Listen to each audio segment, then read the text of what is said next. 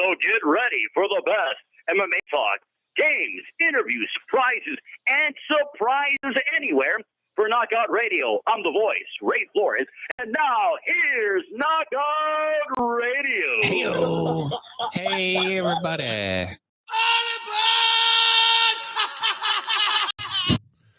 What is going on, everybody? We are back. We are live in the Tan Talk Radio Network studios, broadcasting live as well as on the YouTube channel.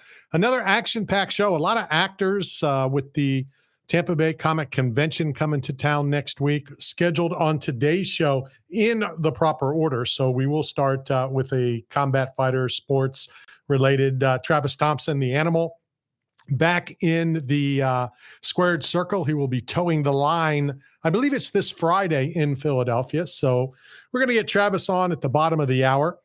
Hour number 2, we will start with, since we had Anson Williams on last week, did many things, but obviously very well known from his time on Happy Days. Another one of the cast of Happy Days will be on in Donnie Most. So Don Most will be on, and I did my 30 seconds of research and found out, like Anson, also went into music. And, I guess I should have said, I guess I should have started the show properly. Some RIPs go out.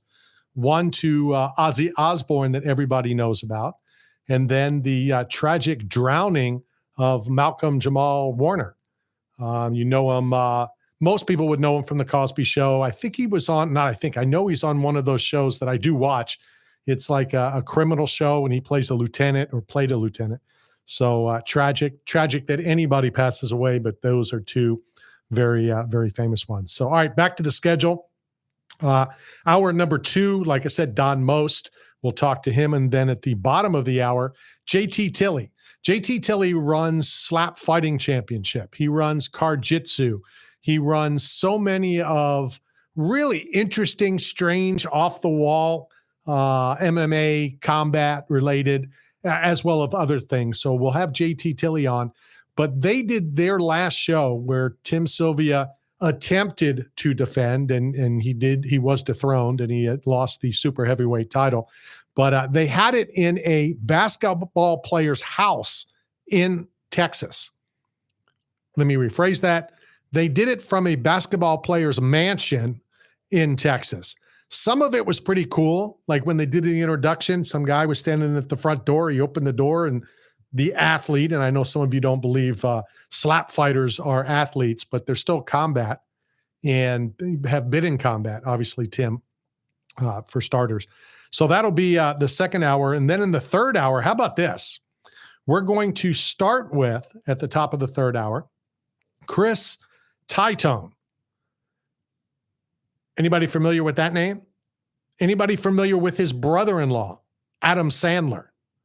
So Chris, comedian, he's been in a lot of the movies with Adam. Adam tends to, use a lot of the same actors, so we'll talk to Chris about that. But Chris is in the movie that comes out and goes straight to Netflix.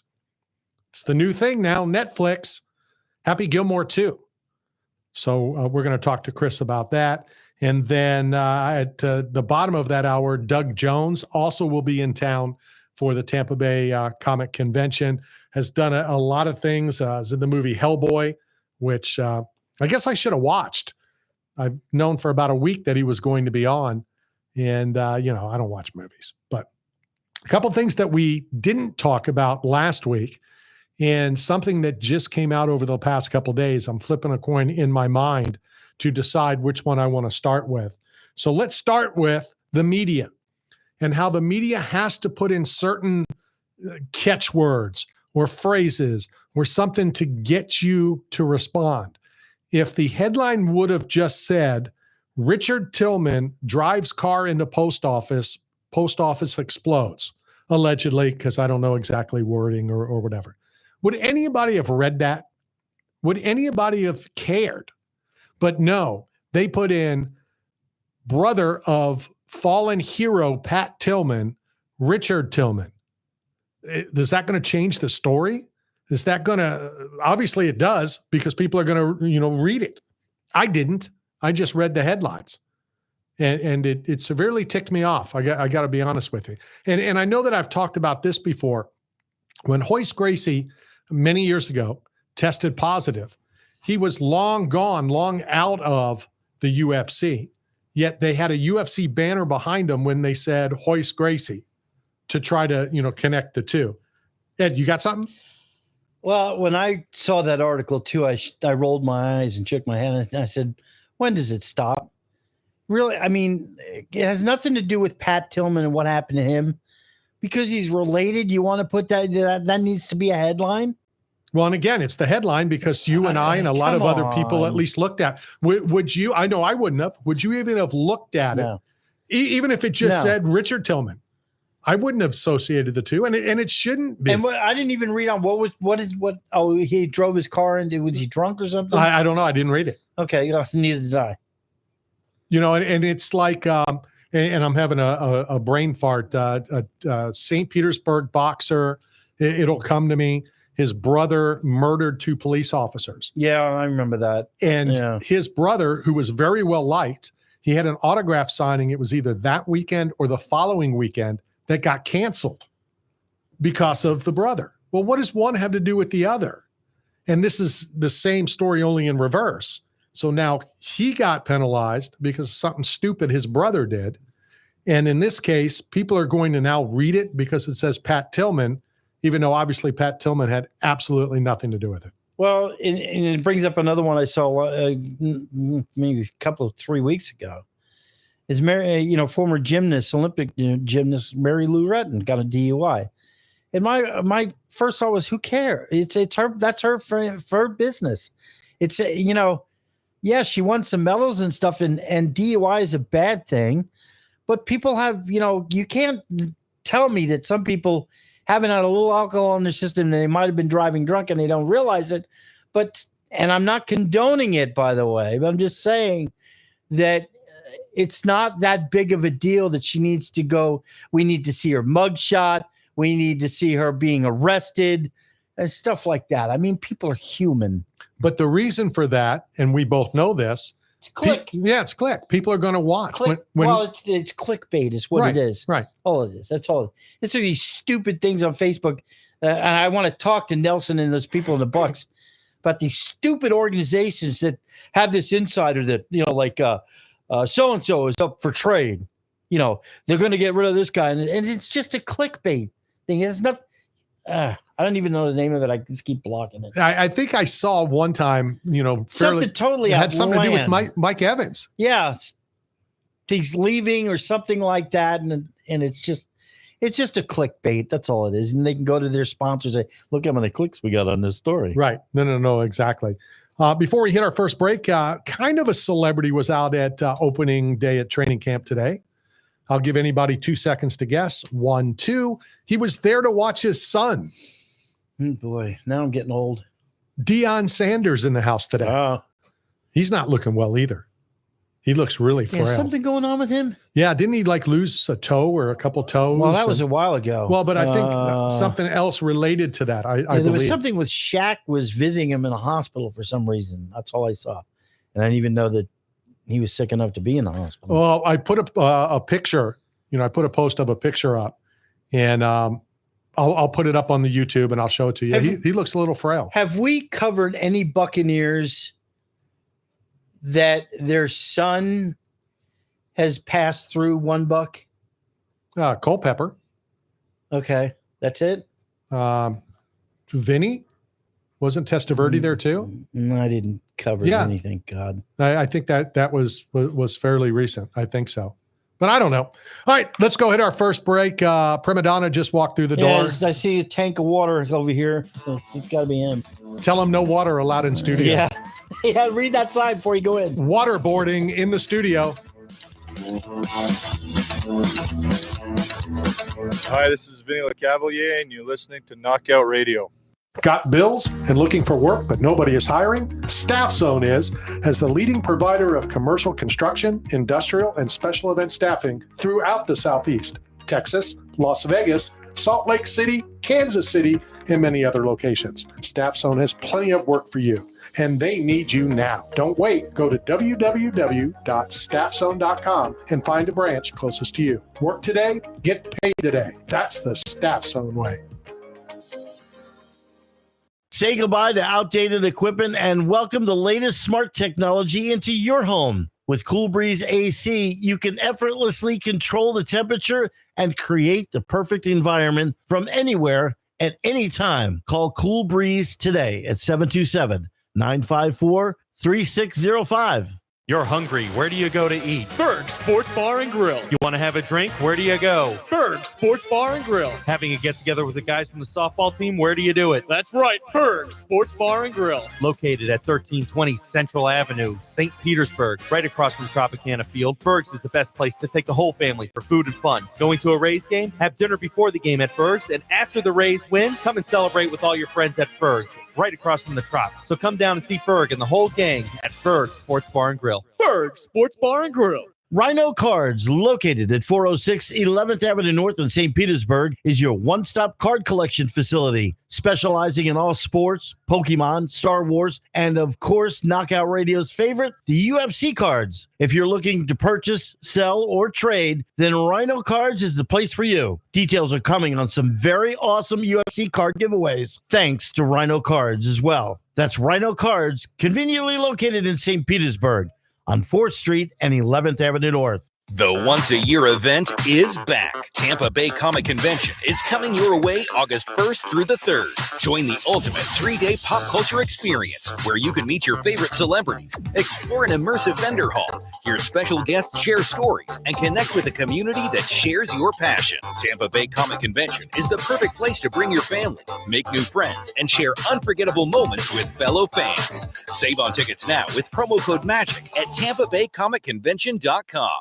8 Man Strong is not simply about the biggest or strongest. It's about those who have survived true lows, suffered, faced demons real or in their heads, and are fighting to come back against it all. If you live with a passion for greatness and strength and resilience towards all obstacles that may attempt to derail you, if you're bold and aggressive in the pursuit of the things you want in life, if you are meant to overcome everything that stands in your path of reaching your goals, then you are 8 Man Strong. Hey, this is the A-Hole Show. Wes Sims here, and you're talking sports with Randy Harris, my main man.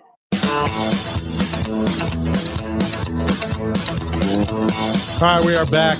I'm glad you could grace us. How about I buy you a watch? No, not at all. No, It's the art of timing, Randy. is that what it is? You gotta arc it. You gotta arrive at the right time. You don't want to be the first guy to set the thing up, the guy breaking it all down. Those people that dwell at events, they're never remembered. And is there a night? Better question yet? Who the hell are you representing today? What do you mean? Who is that? Well, this is the vegan hockey league, I think. I missed that one. Well, I'm not sure. If I quit getting their memos. Well, I'm not sure. Are you expecting a cold front or, Well, I'm not sure if this is long vegan friendly sleeve, or anti-vegan because it's a cleavers. Well, so two cleavers. Why are you cut the sleeves off? And then there's pig, fish. Is there a politically correct word that I could use other than calling them an idiot? Cocks. I mean, roosters. Laundry day? I don't know. All right, here, I got a giveaway. Okay, fine. I'll take off my sweater. No, don't do that. No, don't, because No. you know what he's going to do. I've got tickets to give away to the Tampa Bay Comic Convention. Oh, and kids can watch this part. And I have another uniform. I don't know why this keeps cutting in and out. I'm going to give tickets away to anybody that promises, and I'll go videotape it to heckle you on next Saturday. Oh, hecklers are great. As a comedian, but you're not going as a comedian. Well, you are. I am a comedian. I'm always going to go as me.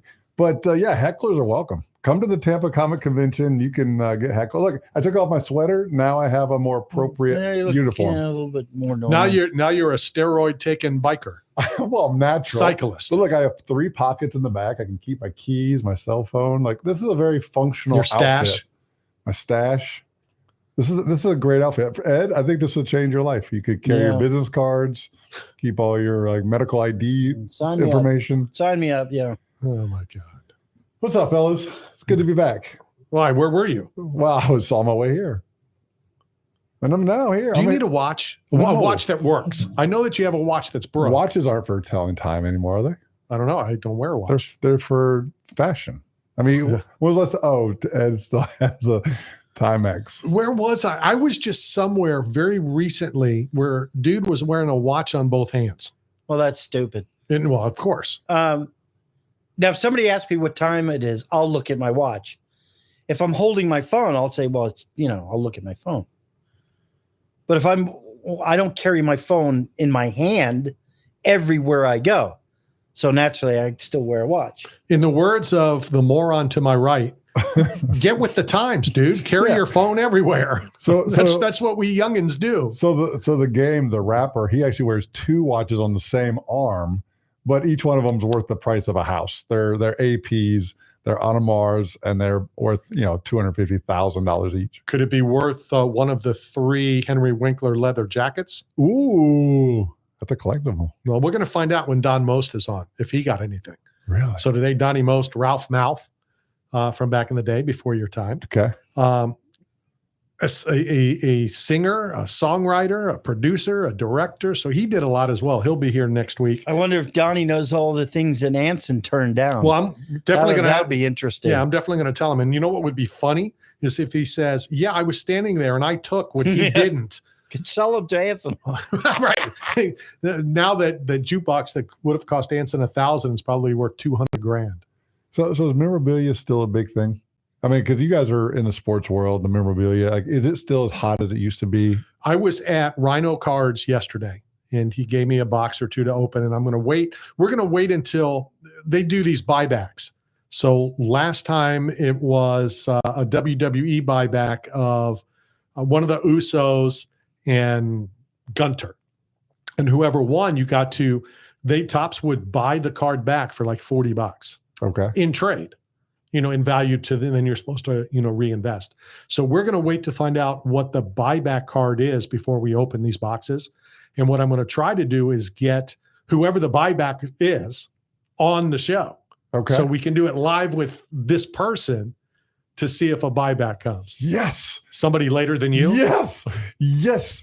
Yes. Yes. And yes. Oh, validation. Oh, Leslie Lacey, welcome to the program. We are changing the name of the show to Fashionably Late. Unprofessional. I think there are some shows called professional. We can buy her a watch. Yeah. Where's your watch? Do you not have a watch? Hold on a second. It's just make sure you sit in the seat with your back to the camera. Yeah, back to the camera. That's your best side. There you go. Oh my God. Where's your sweater? Hey, Chuckles, sit in this chair. Yeah. Oh my goodness. Wow. I hate to say it, but you are the best looking of the 3. So at least, let the camera see it. She didn't notice the name tag on the back of the chair. Does the name here? Does the name on the back of the chair say dummy or late? Or I'm going to get it. Mine says star. I don't know what that means. Good to meet you. Yours is moron. Yours is late. Oh God. All right. What's your excuse? Yeah. Weather. Say the rain. Yeah. Listen to you. She's a meteorologist. The weather girl. The weather There girl was some says. intense weather coming on the way over here. That drizzle really kicked my ass coming across Howard Franklin. Listen, it's going to be raining a lot today. Yeah. And it was across the Howard Franklin after I got over it, telling you. I drove over the Howard Franklin. I went to One Buck. I went to the opening of training camp. There was no traffic. There was no weather. It was on the Pinellas side. You both are full of crap. Listen, She's an expert. What are you talking about? Let me explain something about. Meteorologists are just like the 1-900 numbers for gambling. They're right 50% of the time. It's going to rain. It didn't rain. About our storms here that is very unique. And it's one of the reasons that we are called the Tampa Bay Lightning. Yeah, when they we follow want to put individual this to people sports. like meteorologists and coming talent. from a former meteorologist. We have convergence in our area that like Randy. no other You know what I area just in the thought? United Not only States. was she a meteorologist, so she should know weather, she was also a traffic person. Yeah, she would have had both of these down pat. And let me pull out my news hat, okay? I'm telling you some news right now There you that go. it was raining and we had some intense. I couldn't even see it. I had to pull Leslie over. Lacey's Visibility. news break. Ozzy Less than- Osbourne Less passed than away. a quarter mile visibility on all-time low. Anyways. Yeah. So that's why we get the thunderstorms here. The sea breezes come in. Are you from both afraid to coasts. drive in the rain? I get nervous about driving in Do the you rain. really? I drive faster. Are you serious? Yeah. Listen, I'll pull over and well, here's the thing. Because I was a traffic reporter for so long, I I've seen so much as far as collisions are concerned. I won't ride a motorcycle, and I started in LA, remember, like the traffic capital of the world. So I'll pull over in fog. I'll get off the roadway if it rains too much because I don't like to not see. Speaking of riding motorcycle, Yeah. should I break who our guest next week is?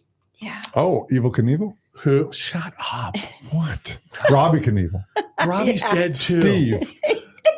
Did you see him? I don't know. You were in the village. Did I was you run looking for across him. him? I'm just going to turn his mic off. That's all there is to it. Turn it off. I was looking for Steve in the village. We're gonna have a medium.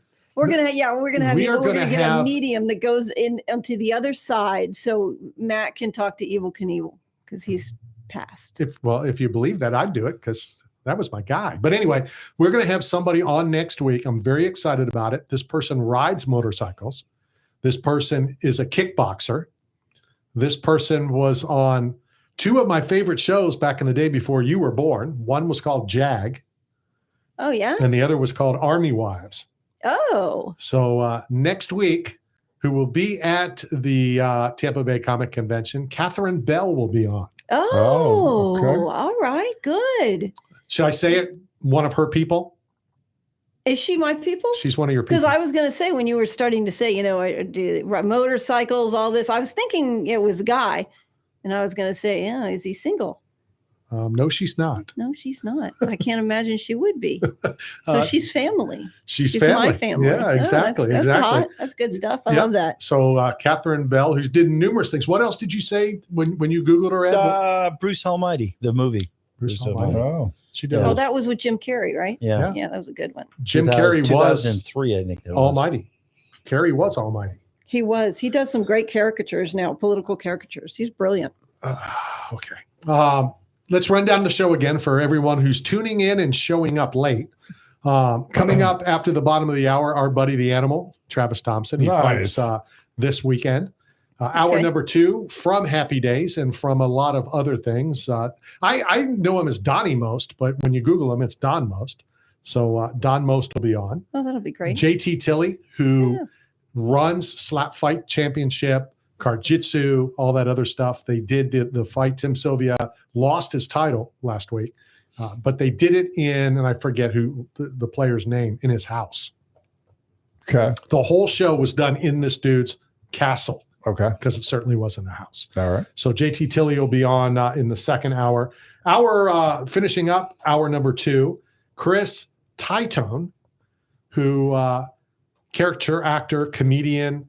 He is in Happy Gilmore 2, which comes out, I think it hits Netflix on Friday. You know, Okay. those are tough. Do you think it's going to be better? Those No, are always tough. it can't be. Yeah, There's you know. Dumb and Dumber is way worse than Dumb and Dumber. In fact, the only or- movie I think, when I think of all the sequels, the only movie I got one. I know, I wonder if we're the same one, Star Trek. No, never saw Star Trek. Godfather. Never saw Scott. Godfather 2 is better than the original. Like, so sometimes the sequels are better. I But don't- very, very rare. That's, I don't know about call that. it even. But I thi- call this- it even. But this hurts me to say this because of an incident. I've talked about it with Miles Teller and my brother on an airplane. Yeah. Top Gun 2 was pretty good. Oh yeah. Surprisingly good because I Mm. expected, how can you top Oh, the first Top Gun. Gun? Yeah. Okay. So the reason that you can top the first gun is basically because of the special effects that we have now that we didn't have back in the 80s. So Okay. that's a tough one. You know what I We mean? had moon landing footage. We had the same technology back The then. beauty of Top Gun 2, I don't Put know the if this pipe is down, I Matt. don't know if this is a legend or if it's true, but did the United States of America reach out to Tom Cruise and thank him for Top Gun 2? Because that's the exact same thing that they just did when they went over and bombed. You know, I noticed that too. It's the exact same thing. That was almost a blueprint. It was. I watched it again, and I didn't pick it up while it didn't happen. I hadn't watched it since the bombing, bomb Iran. But when Maverick 2, I watched it, and I'm looking, and they have to attack Iranian sites, and they have to fly under the radar, and they got to drop these bombs that go underground. It was I'm like, exactly like the wow. movie. Wow. Except I have a feeling they only knocked out a little bit of stuff. I They don't moved the think stuff out nothing before is they even bombed it. annihilated. Well, Anybody who believes things okay, are They moved all that stuff annihilated. out. As our Secretary of Defense says, "Here's a shovel. Go look for yourself." And then finishing out the third hour, what I say, Hellboys, I think he was in, and quite a bit else. Doug Jones will be on. So hopefully one of the two of you watched Hellboys. No, I haven't. All right, I'm sorry. I hope one of the three. It's of you. Hellboy, isn't it? Hellboy. Hellboy? Yeah. The movie? Yeah, the movie? Or Yeah. okay. With that freaky looking dude? Yes, yeah. Ooh. Yeah, that's great. He looked too sweaty and I dirty. think he's the freaky looking dude. Oh, okay. I mean, Well, he's I'll the stay one out in of all that. the character, yeah. I'll stay out of that. He's Hellboys, and I thought, was there a sequel to Yo, Hellboy? boy. Yeah. I thought I was, who's the dude with the big clock? Oh, Flavor Oh, Flav. Yeah, I thought I was Flavor Flav. Boy. Yeah. So, all right, bottom of the hour. Let's hit a break. Then we got to get a hold of Travis Thompson as he gets ready for action. Our buddy, the animal, when we return. They're late, and now they're leaving. It works out perfect. Another fun show. Hey everybody, this is James Young from the rock band Styx, and you are talking sports with Randy Harris. Don't touch that dial. 8 Man Strong is not simply about the biggest or strongest. It's about those who have survived true lows, suffered, faced demons real or in their heads, and are fighting to come back against it all. If you live with a passion for greatness and strength and resilience towards all obstacles that may attempt to derail you, if you're bold and aggressive in the pursuit of the things you want in life, if you are meant to overcome everything that stands in your path of reaching your goals, then you are 8 Man Strong. Experience the charming Country Depot gift shop located in the heart of downtown Brooksville, located at 36 North Broad Street. From sports memorabilia to antiques, from handbags to one-of-a-kind art and decor, the Country Depot has it all. Check them out at countrydepot.com, Country Depot on Facebook, or stop by the store at 36 North Broad Street in downtown Brooksville. This is Randy Harris for Mick for Hair at Got Split End Salon in Pinellas Park, our official hair care and grooming provider who caters to everyone, women, men, kids, and senior citizens in an affordable, upscale environment staffed with the most talented professionals in the business. Visit Mick for Hair at Got Split Ends today at 4376 Park Boulevard in Pinellas Park, or call them at 727-290-9873. Check out fantasypets.com, where fantasy meets cutting-edge technology. We create breathtaking 3D printed fantasy creatures that captivate hearts and minds, from the T-Rex to the dragons and the shark to the crocodile. Every fantasy pet is a testament to our dedication and precision and quality. You can request custom designs and bulk pricing as well. Go to fantasypets.com. That's fantasypets.com. Got bills and looking for work, but nobody is hiring? Staff Zone is, as the leading provider of commercial construction, industrial, and special event staffing throughout the Southeast, Texas, Las Vegas, Salt Lake City, Kansas City, and many other locations. Staff Zone has plenty of work for you, and they need you now. Don't wait. Go to www.staffzone.com and find a branch closest to you. Work today, get paid today. That's the Staff Zone way. This is Larry Johnson, and you're talking sports with Randy Harris.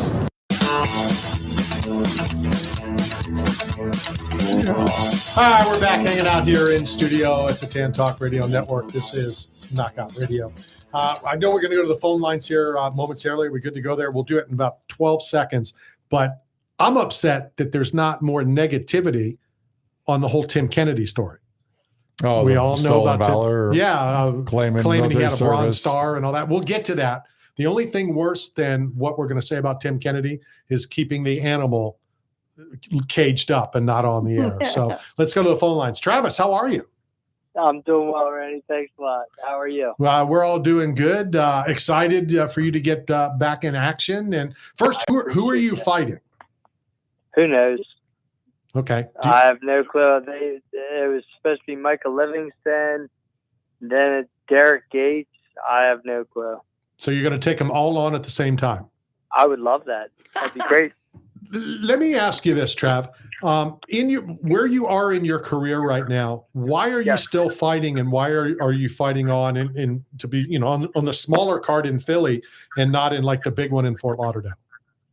Oh, I could care less where I fight. I just enjoy doing it still, and I know you only have a couple left in you. Like, your body's going to tell you, I'm still doing it.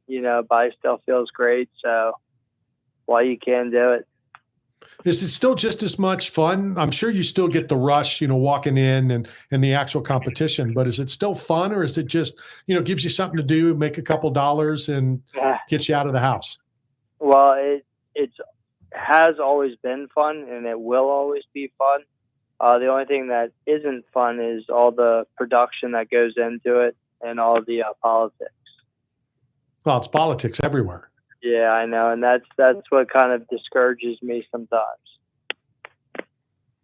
What's up, Trav? Dude, it's me.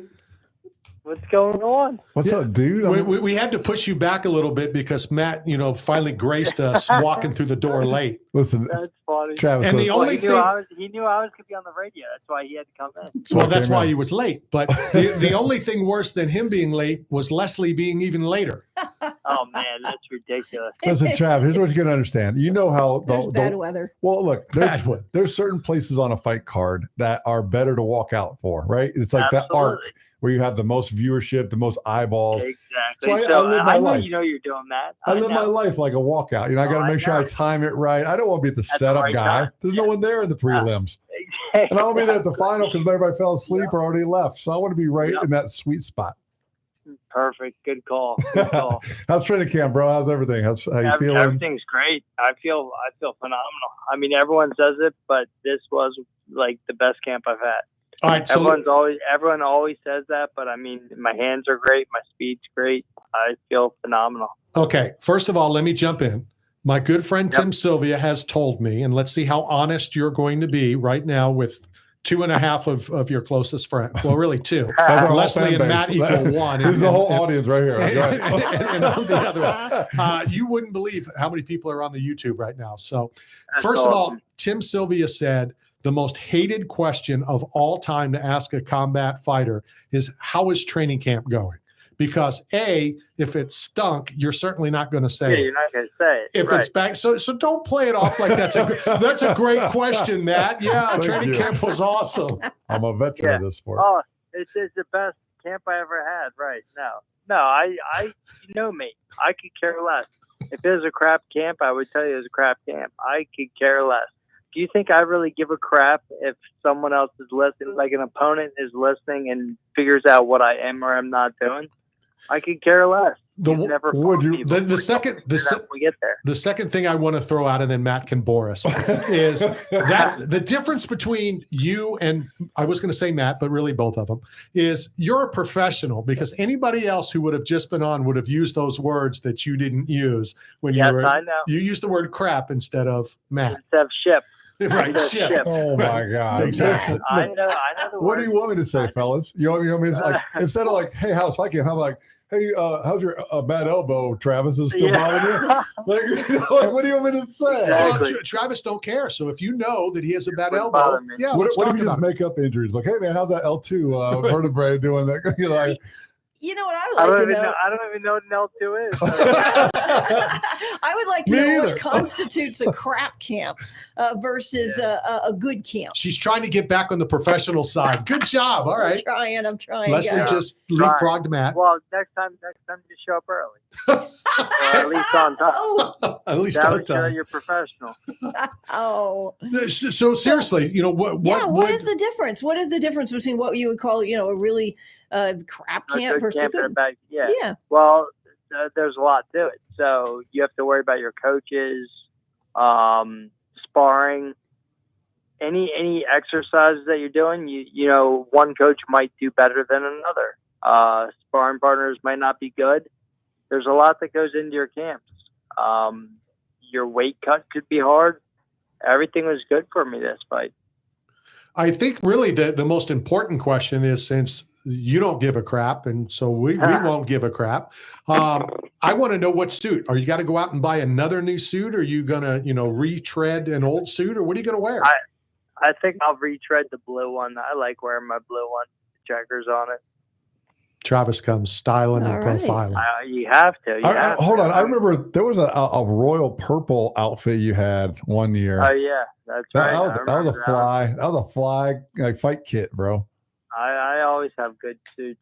We're in Miami, And Travis comes up to us and says, "Oh no, I forgot my suit. Let's go to Macy's." And he's like walking through Macy's.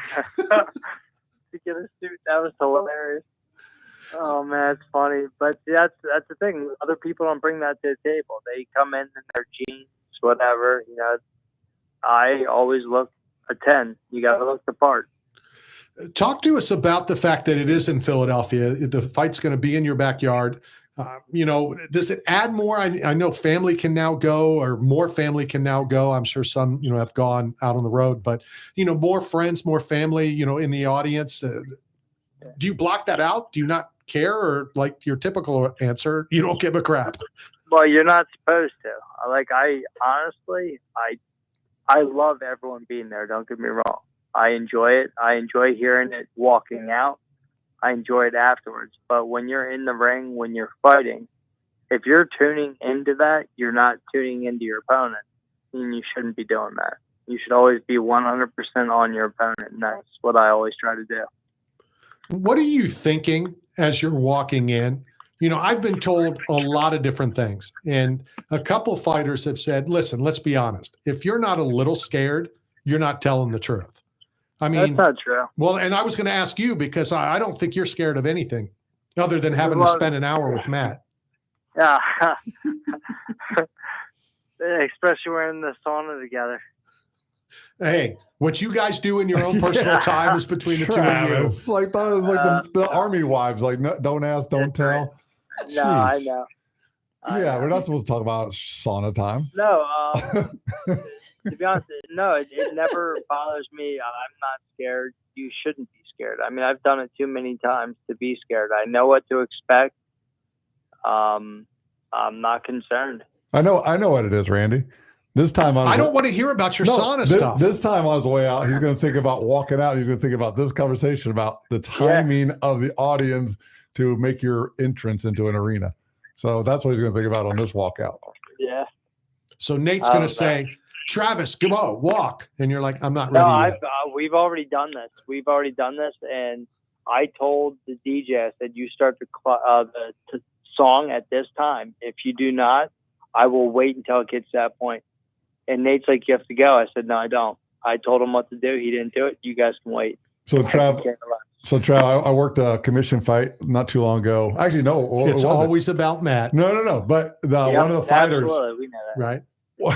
Well, somebody needs to entertain. But listen, but back, one of the fighters had no walkout song, and it was done deliberately. Oh my God. So the audience stayed like quiet. There was no music. There was no background music because the DJ had to play nothing. And everyone in the crowd was talking about how that guy had no walkout song, and everybody knew who it was. Oh, I can't remember who it was. I was going to say, who was it? It worked really well, so I couldn't remember who it was. Everyone knew who it was except Matt. I don't remember who it was. Brilliant marketing. But it was great for the moment. Great story. Yeah. Rumor has it that the last time Matt was working as a commission, he was in the parking lot putting people on the GNAT. Oh, I was in the locker room. Makes sense, yeah. Bro, that does make sense. No, true story. I saw this guy and he looked familiar, and he's like, hey, you're the dude that works out and gets jacked on pizza. No, on pizza. No, tell the rest of the story. Tell the whole thing. What did he say next? Yeah, so he's like, I know you threw like the old guy with the radio. The old radio guy. And I'm like, yeah, Randy. I was like, Randy's been like a grandfather figure in my life for like 20 years. And so then, but then we just started talking. I started showing GNAT stuff and showing him grip control and like how to cycle off his 3 fingers, like basic, GNAT stuff.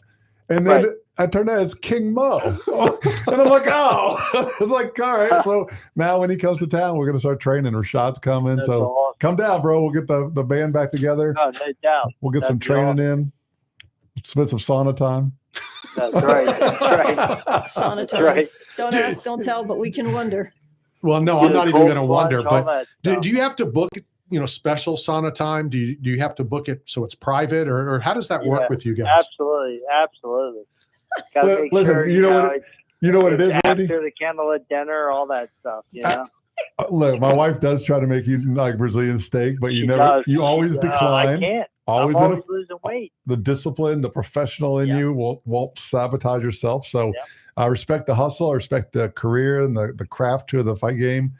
But yeah, man, I guess, it's like Randy. You know, he has a little small circle of trust. And when it comes to like my sauna, And Travis, you're in it. Matt's not. But very few people have ever been in my home where my family lives. Like very few people I would welcome into my house where my kids are. Yep. And you're one of those people that I've met in the fight game that means the world to me. Here's And that's why I come to Philly when you guys fly in. I love coming to see you guys whenever I'm in Florida. It's the same thing. It goes side to side or hand in hand. But here's the truth about that is he just, blew a whole bunch of smoke up your butt. I've been in his house, so that proves that story's not true. Bro, you're part of the circle. No, but what's funny though, Randy? That wasn't his house. It was his neighbor's house. Technically, it's my wife's house. I'm just passing through. That's right. It's definitely. I not live in the his. sauna now.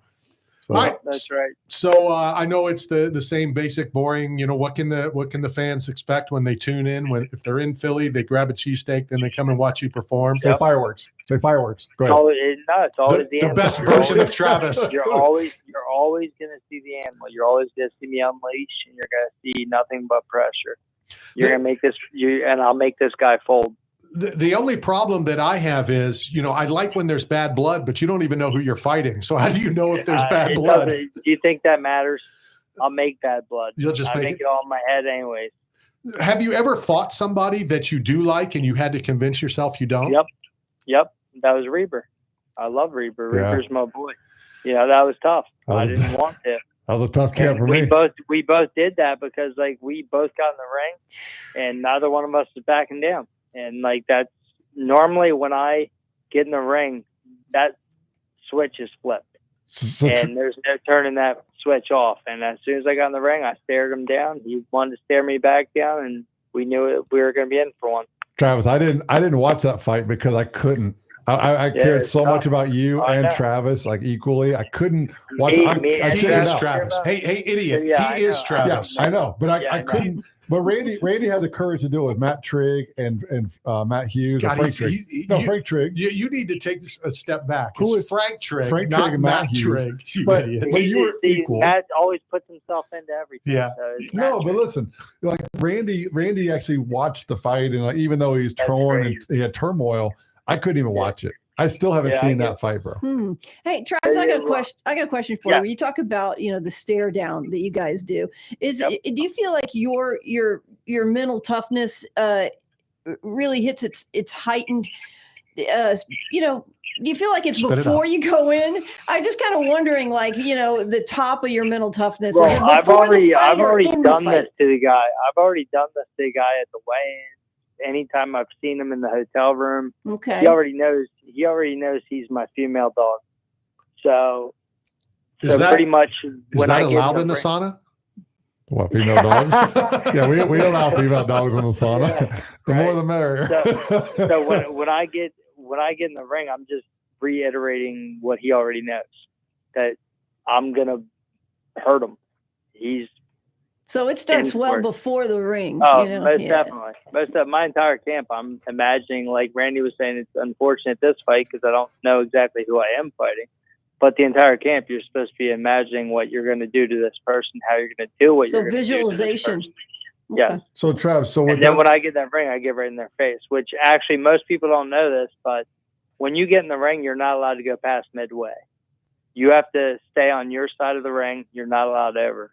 I immediately, every single time I get in the ring, I walk right into their face. Oh, I love it. Which you're not allowed to do, but I do it anyway. Do they find you? What do they do? They just, okay, that's the animal. We'll let them do it. Well, that's pretty much what it is. They know it's me. I'm not really going to do anything. It's Travis just being Travis.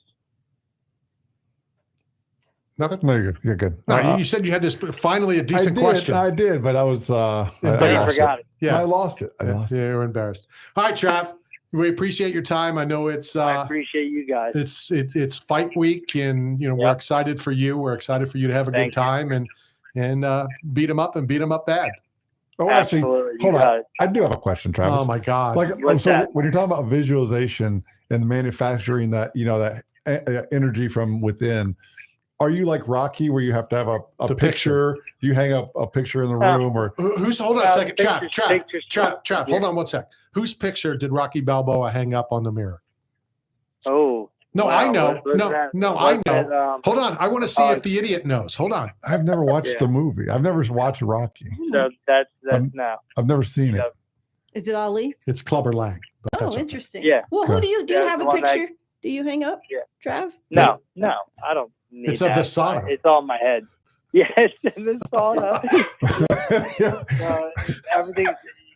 Everything's in my head. I already have everything visualized as to what I'm gonna do. You know, that's how I conduct my business. The only thing that's unfortunate with this one is I don't know who I'm fighting. Yeah, the picture will be blank. That's what you There'll should be no image. It'll just be a frame. Just put like an undeveloped film. Yeah, you know what I'm doing? I'm gonna go to Walmart and just go get a frame with like the family in it. Like, yeah, okay, I guess we're fighting that guy. Call the police and have them do a sketch artist. You know, have them like sketch you out who you think it might be. Shoot that on Yeah, video and get it to us. We'll put it on the YouTube channel. That would be good. That would be A good. sketch artist. Awesome. Hi, Trav. We appreciate your time. Thanks a lot, guys. Enjoy the next couple of days. Have fun. Thanks a I'll lot. holler at you next week. Love you, man. Sounds good. Love you guys. Later, bro. That is the animal from just outside of Philadelphia, Travis, the Animal Thompson. He What a doesn't, good he dude. doesn't act like he's from Philly though. Like he doesn't have that Philly like obnoxious booing Santa Claus demeanor. First of all, he's they did not boo Santa Okay. Claus. It was an imposter. It was somebody dressed as Santa Here Claus, we go sitting again. in the stands, It's not an drinking, apple. It's really an orange. drinking a It brew. just looks like an apple. And we both know Travis well enough to know that. What are you doing? Hey, co-pilot. Oh, my Are God. the Philly fans the worst fans of all time? It's using AI. Right, we have a reputation. AI. Yeah, that's all he does. Yeah, Did- but they did- all do. The Raider did fans. Phillies boo Santa Claus to the Philly No. fans. Hold on. Okay, that He said, And do they boo Santa Claus? Oh my God, this is. No, he said, Thank you, hold on a second. co-pilot. Thank you, co-pilot. AI. That's not what he said. He Oh, said, he said, "Oh yep. yeah, Oh, yeah. they are the worst fans." Because he's a Scottish. He went, oh, yeah. Right, but he's not saying, "Oh yeah, they booed Santa No, Claus." that's Scottish for yes. I know what "Oh yeah" means. He's like Haven't you he watched likes Outlander? Kool-Aid. Yeah, he loves Kool-Aid. He's like, Watch Oh, some yeah. Outlander. Aye. Santa Claus was in the North Pole No, he's on with break. his elves. Did you ever know about PTO? He was Not- off that week. Santa was in the oh, you think it's a workshop. job? You think he has a?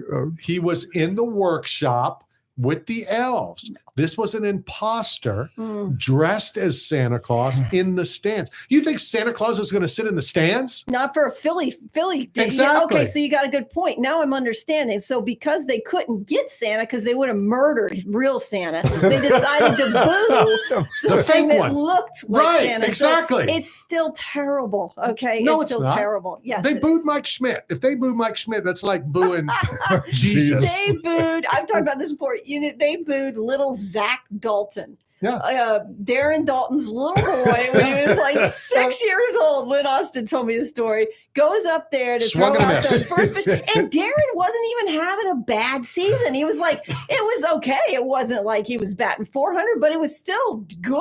What was he batting? I don't remember, but it If was he wasn't not a batting bad. 400, what's he hitting? 120? No, it's probably like around 3. I don't know. I don't remember. But I mean, Lynn AI told me the knows. story. You want to His ex-wife Well- told me the story. Zach gets up there and they boo Zach. What was Come Darren on. Dalton hitting in 1986 on September 4th when, what's the kid's name? Zach Dalton. When Zach Dalton was in the audience. Did you hear that, No, when he co-pilot? threw Can out you the answer first it? pitch, he was probably in the 116. audience a lot. Yeah, well, I'm sure he was.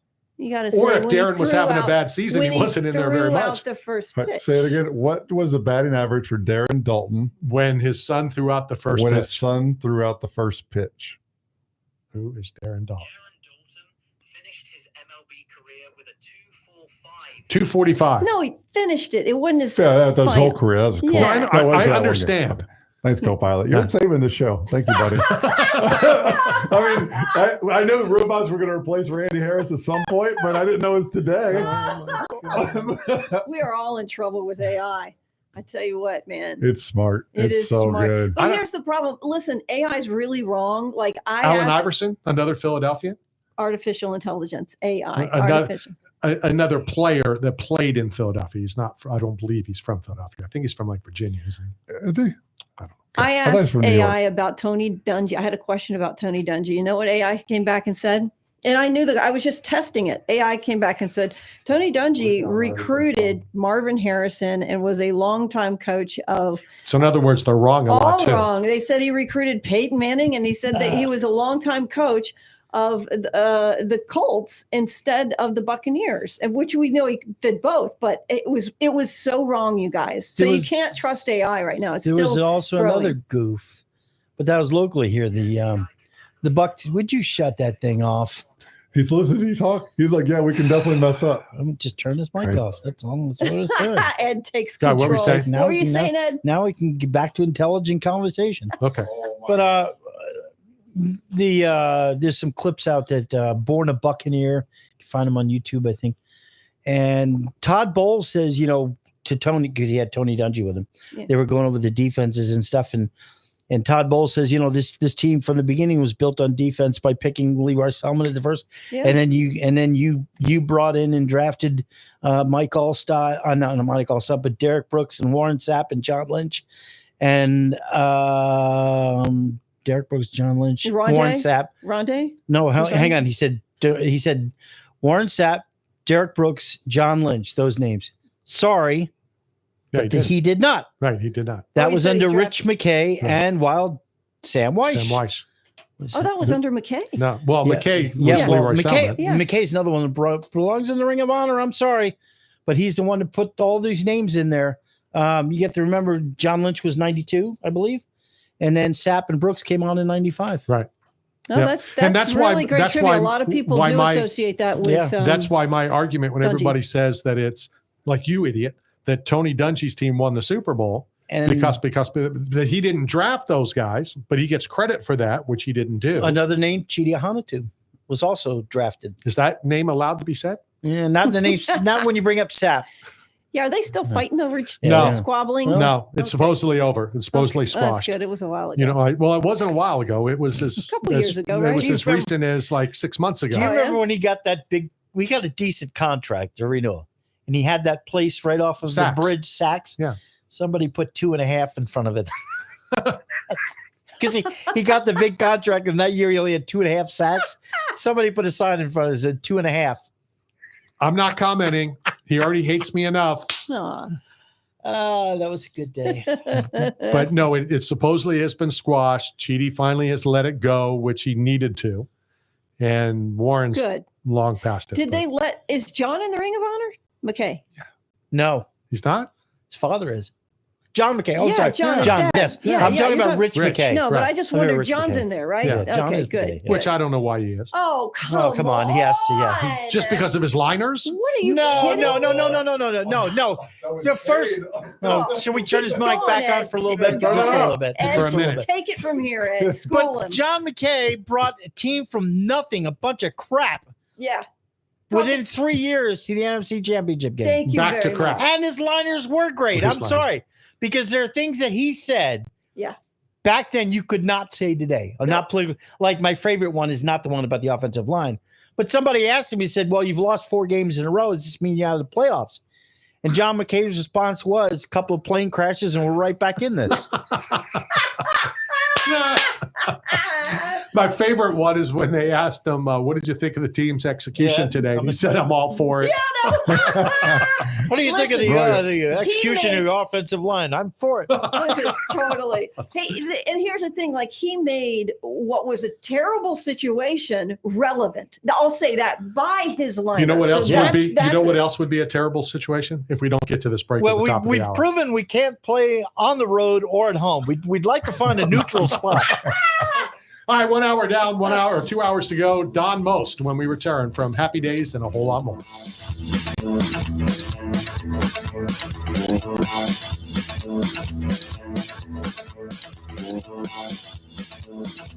This is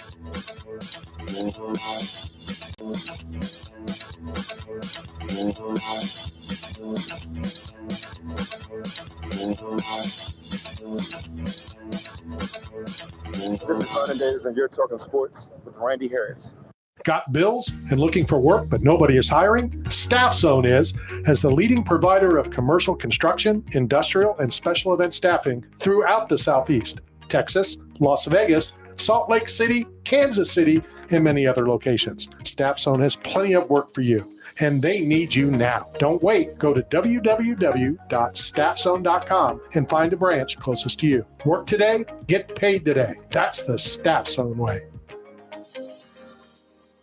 8 Man Strong is not simply about the biggest or strongest. It's about those who have survived true lows, suffered, faced demons real or in their heads, and are fighting to come back against it all. If you live with a passion for greatness and strength and resilience towards all obstacles that may attempt to derail you, if you are bold and aggressive in the pursuit of the things you want in life, if you are meant to overcome everything that stands in your path of reaching your goals, then you are 8 Man Strong. WTAN, Clearwater. FM 106.1. WDCF, Dade City. FM 102.3. Listen. This is CBS News on the Hour, sponsored by O'Reilly Auto Parts. I'm Steve Kathan. The father of one of 4 Idaho murder victims calls Brian Kohberger a loser, absolute failure. At his sentencing hearing, Dylan Mortensen is the surviving roommate of the 4 college students. She also called him out. He chose destruction. He chose evil. He feels nothing. He tried to take everything from me.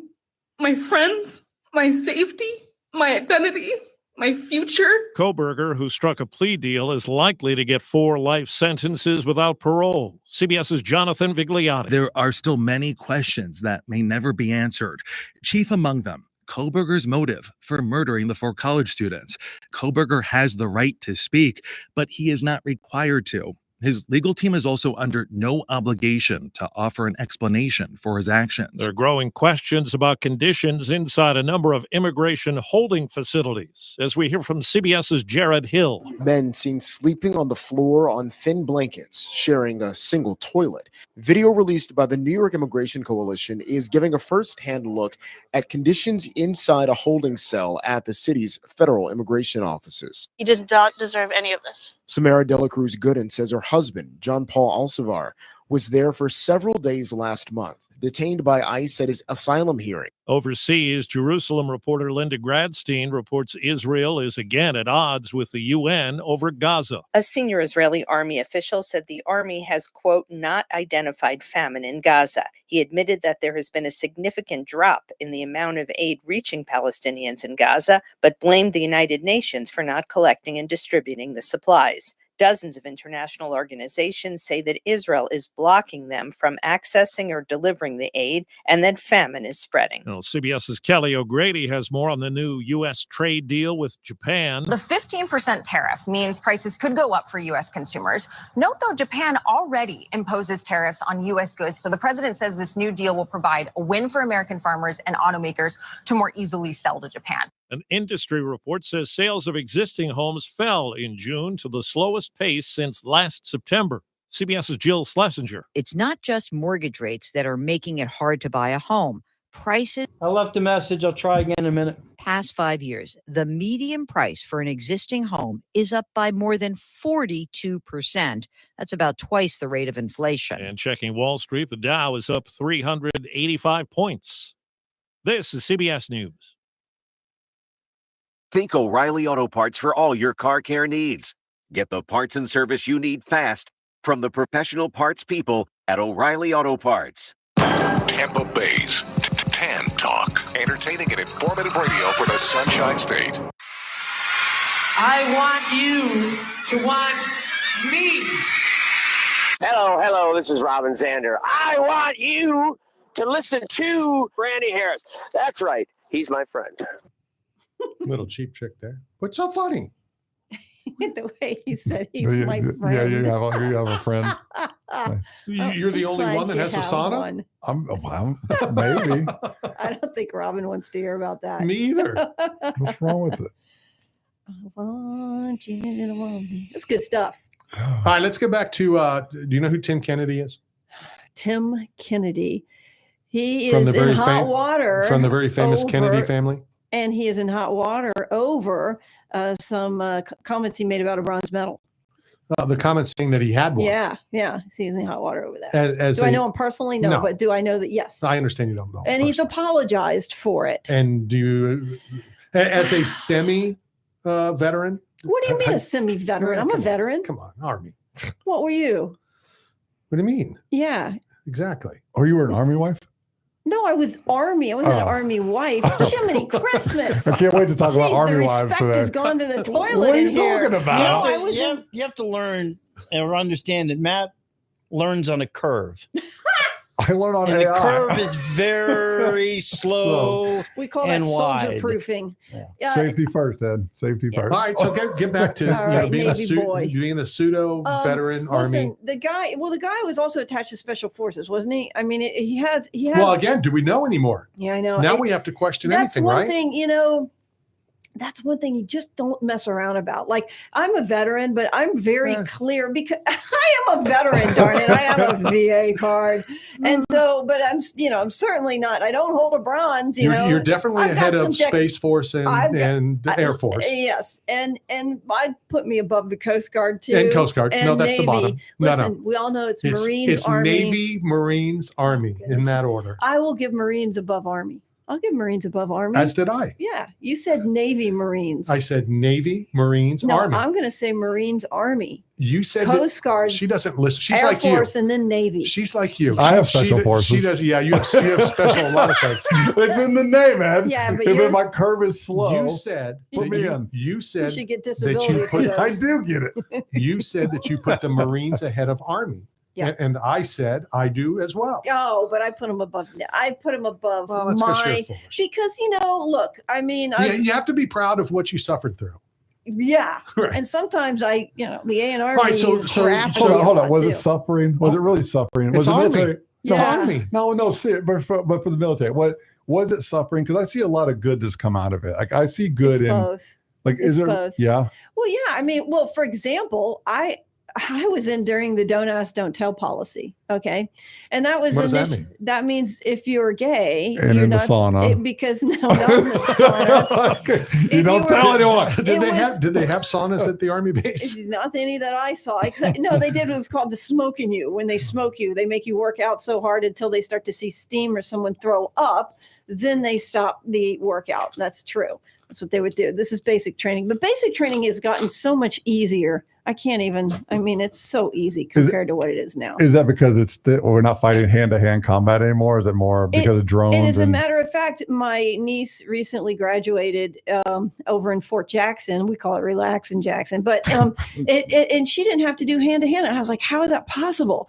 And apparently it was a post-COVID thing. I mean, I remember that day. I was thrown on the ground over and over and over all day long, and my body hurt for a week, and it was on frozen tundra, and it wasn't in Green Bay. It was the Ozarks in Missouri. I went to Fort Leonard Wood. It was brutal. So I mean, maybe other basics are better. Relax in Jackson obviously has a reputation for being one of the easier basic trainings, but mine was So tough. COVID changed. Like oh, we're gonna go to war with you, but within 6 know. feet. I don't understand that. Put a mask on. They've changed a lot of stuff. Even the test and stuff is the physical fitness test. Could is you much imagine going to different. we all had to go into these gas chambers? Could you Mhm. imagine, That because you could- would just take the mask from the next person. Can you imagine? No, I have to clean it first. No, I didn't. We didn't do that. What do you mean? In Is that boot what camp. you did? You In took boot the camp. mask from the next person. You didn't have your own mask because the Navy couldn't afford their own masks. No, I'm saying you think they cleaned them after when the one unit came out? You probably threw them in a barrel and the next Oh. people just grabbed Oh them. gosh, you're totally right. I never thought about Right. it. But no, the Army, because we're tough, we have to have a mask on us all the time. It was our mask. We got it initially at the beginning, and we never got rid of it until we were done with our training because we were gassed a lot. You still have it on? No, I don't have the mask. All right, Back to sports. we'll get back to this. Well, back to sports, but also back to next weekend's Tampa Bay Comic Convention. Yeah. And our next guest, we had Anson Williams on last week. Yeah. Let's welcome to the program this week, Don Most. Don, how are you? Don, woo! Yep.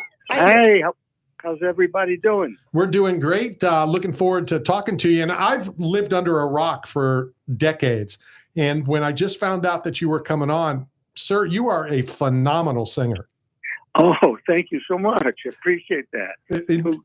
Who turned you on to that? Well, I knew that you were coming on, so I did, The research. the real quick research, because I like to have a conversation. I like stuff to come up in conversation. Yeah. And when I saw that, literally during breaks, I'm listening to some of your songs, and I wanted to start with Happy Days, but sir, you are a phenomenal singer. No, appreciate that so much. Thank you. Were you always into jazz? Was this something that you grew up with, or how did you sort of transfer? Because it's a pretty big jump when you think about, being a comedic actor and being known for who you were to being a jazz musician. Yeah, I was singing before I was acting, actually. When I was 14, when I was 13, I was going to this school in Manhattan because I grew up in Brooklyn, and I would go take the subway into Manhattan every Saturday to a school. It was for singing and acting and dancing, and then I got picked to be part of this like nightclub review, doing a lot of the music from the Great American Songbook, and I was to perform in nightclubs up in the Catskill Mountains, which was a big resort area upstate New York. So I spent my summer, I was 14, turning 15, singing in all these nightclubs. And I mean, that was like my first love, so to speak. And then I pushed it aside about a year later, because then I really started getting caught up in some of the great movies that were coming out in the late 60s. It was a real sort of renaissance time for films. And I got so caught up in that, and then I switched my focus towards acting, but I always knew I'd come back to the music, and I did it through the years. I did a bunch of musical theater, and there'd be certain times where I'd get a chance, I would sing, I'd get some music put together. But I loved the jazz standards, and loved and listening to instrumental jazz when I was young. So this was not really a big leap, because it was in my bones, in my blood, since I was, I'd been doing it so young, and following it through the years. I always still listened to it, and I knew that one day I was going to put together an act and start doing it at some jazz clubs and theaters, and about 10 years ago is when I really pulled the trigger on that and put together something, and wanted to see how it would go. And it went great, and one thing led to another, and I did an album called Mostly Swinging with a great big jazz band of LA jazz musicians. Catchy name, Mostly Yeah. Singing. Good one there. Mostly Swinging, yeah. Swinging, okay. So last week when Anson was on, we talked about a lot of things, and then he broke out into song. So you're welcome to do it too if you'd like. Probably not. Save it for the stage. One of the things that we talked about, last week, and I don't know if you were familiar with this, but Anson told us last week that he was offered one of the 3 leather jackets that Henry Winkler wore. And Oh God, yes. He told me that story, and I know he's kicking himself over that. yeah, well, he said that he was offered the jukebox, and he was offered one of the booths, and he turned all 3 down. I'm curious. I believe his response was, "No, I'm good." Yeah, no, I'm good. Were you offered anything, and did you take anything? Well, no, because what happened was after the show ran 11 seasons, and my contract, same thing for everybody, that the 7th year it was up. And at that time, Ron Howard and myself decided, for different reasons, not to renew. And we left the show. I mean, our contract was up, and so we weren't there for the last season, the last 4 seasons. So when they were doing all that, offering and divvying up some stuff, unfortunately, I wasn't even there to have that option. What's it called when time runs out? The legal term for it. The end of your contract. No, like Statute of limitations. Statute of limitations. Oh, okay. So since the statute of limitations is over, did you take anything while you were still on? Well, I did. There's one thing that I did take. It might be another, but the one thing that I have, sitting down in my office is when I first screen tested for Happy Days, This was, 73, and we did the pilot in late 73. So we were doing the screen test, and there were a lot of people. Actually, Ron Howard and Anson Williams had the screen test, even though they had done a pilot for the show about a year and a half earlier. But it didn't sell, and that's what. But then later on, they decided to try again because the 50s got hot with Grease on Broadway and American Graffiti came out that summer. So they decided to make another pilot, and Ron and Anson had to screen test because ABC thought, well, now it's 2 years later, they might be too old to play high school, and Gary Marshall insisted they weren't, but he still had to screen test them. Anyway, I was there. Robbie Benson was there screen testing for the role of Richie. And anyway, so cut to, I obviously get on the show. I didn't get the part of Potsy, but they get kind of created Ralph for me. Oh, wow. That's a testament right there. They wrote in a character for you. Yeah, because they liked my screen test so much, but they knew they wanted to go with Anson for Potsy because Hagen, Richie, and Ron had done it. But they said, we want to make you a regular. There's a small part in the pilot. We can make that, bigger, that kind of thing. So now, cut to, 4 years later, we're shooting now in front of an audience kind of thing. And I'm walking the day before we're going to shoot. I'm walking behind the set, and behind the set there, it's like wood, these wooden little shelves and everything behind the set. And I see a clapboard. Now, the clapboard is what they used to, when they're starting a scene. Yeah, take one, snap, take two, yes, right? Yeah. Exactly. And they snap it. Now they have it digitally, but back then it was just a wooden board with that plank that snaps down. So it's also to cue the sound, isn't it too? Yes, to sync the sound.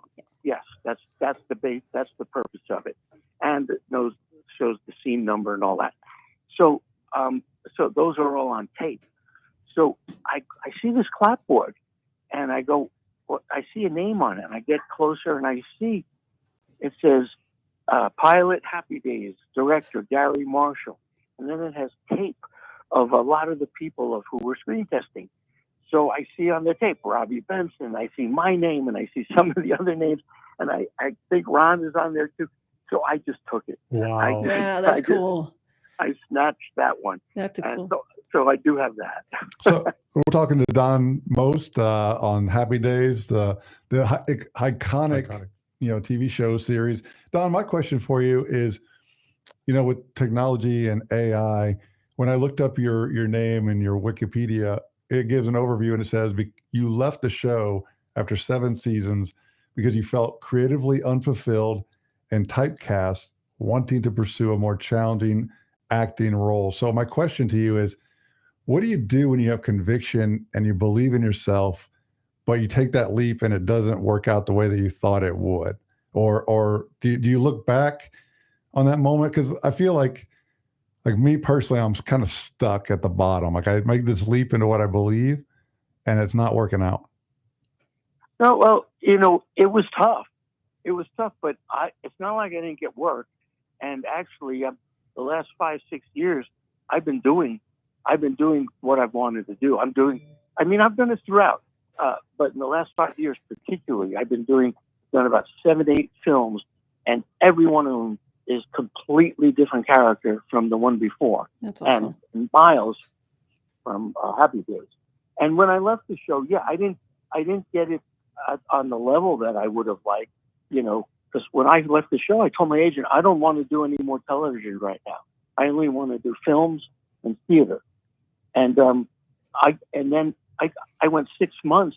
I couldn't even get to audition for a film. They wouldn't even let me come in. They said, "Oh no, he's not right," because of the typecasting. Mm-hmm.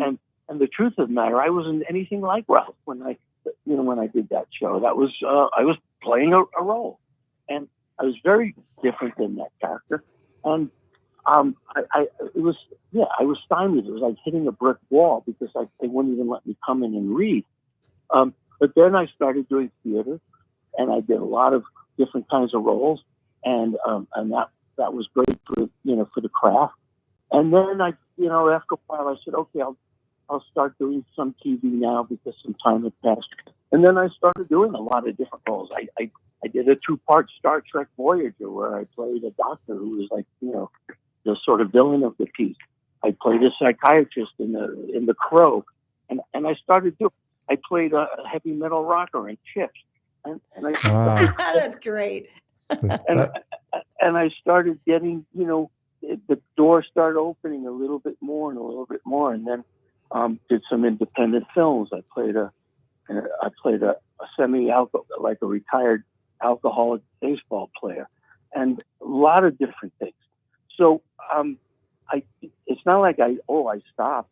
And now if people will check out, there's a movie that's coming out in theaters, not in a big scale because it's a smaller film, smaller distribution company, but it's been playing in theaters and it's rolling out across the country. It's called Harson's Island Revenge. And it's a true story, 1920s in Michigan area during Prohibition with all the bootlegging. And there was a very vicious gang called the Purple Gang. It's all true. And they were the most feared gang. I mean, they were a murderous, vicious gang. It was a Jewish mob. So I played the head of the Jewish mob, Ray Bernstein. And completely different. So if people go to my Facebook page, because I put up, sort of like a trailer of some of my stuff, like a minute of some of this, one or two of the scenes that I'm in. It's called Harson's Island Revenge, and you could look it up. You'll see it. You'll see trailers for it, and it's going to be streaming starting in October. But it is such a different and intense kind of role. So I'm not going to say, oh, hey, it didn't work out. It might have, it was just a different route. It was a different journey because it was tough. I had to, really knock on those doors and audition for everything and then get some of these guys.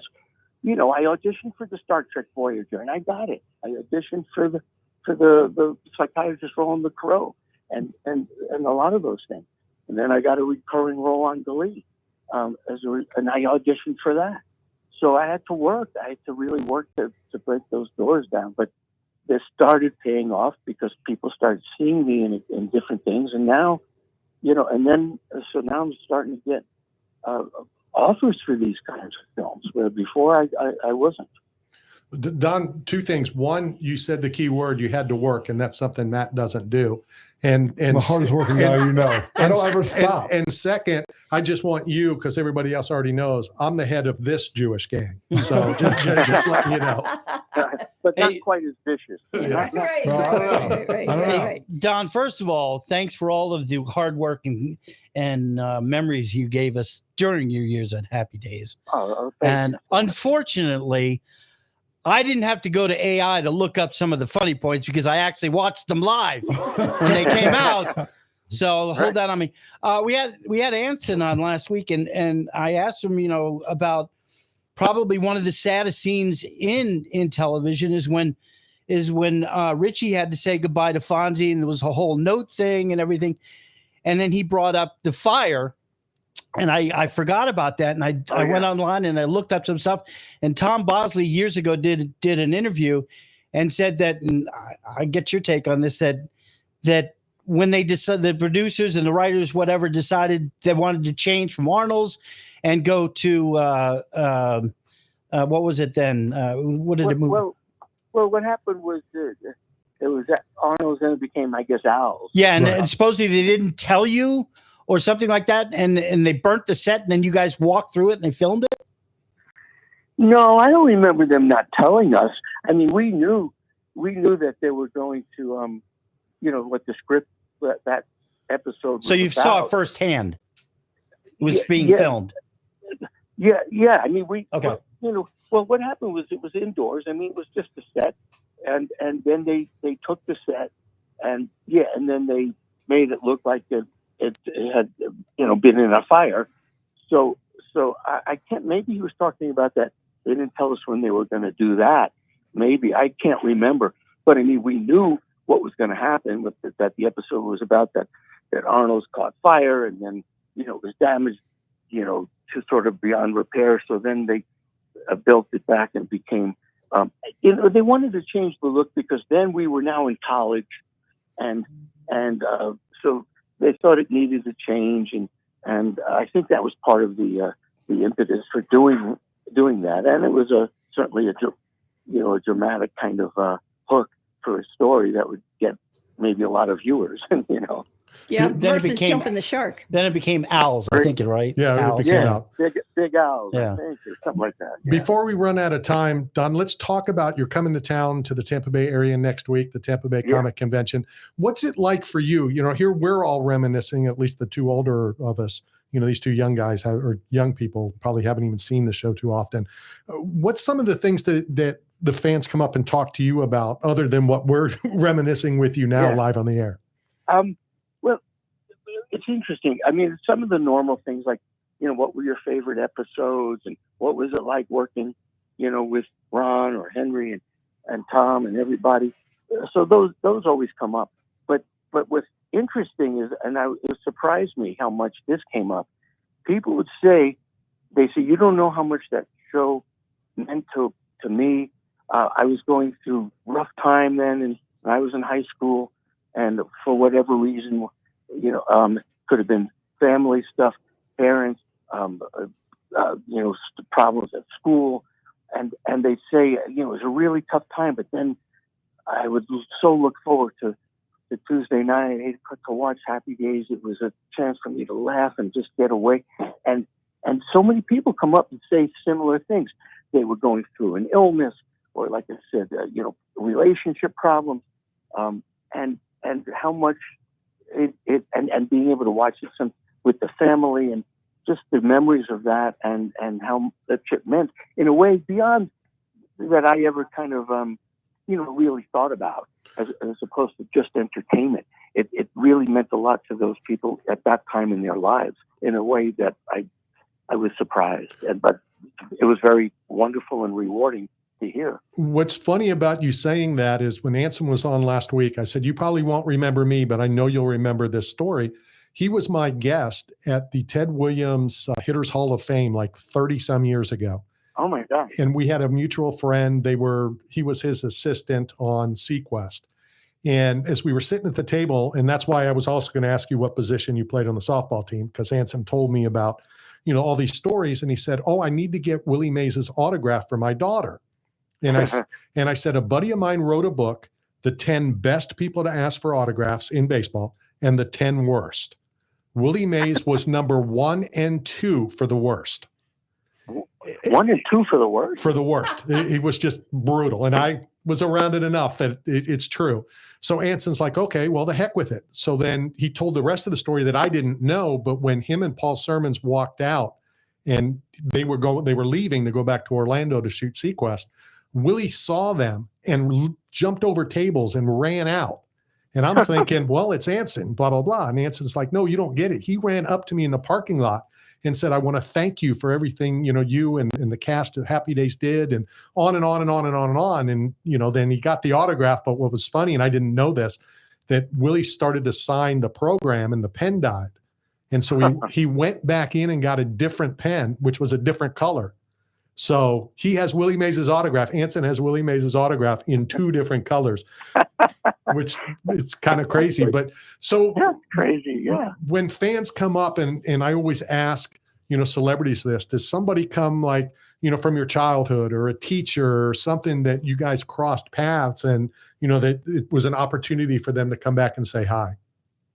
Oh, you know, somebody from my past that I run into, that kind of thing? Yeah, yeah.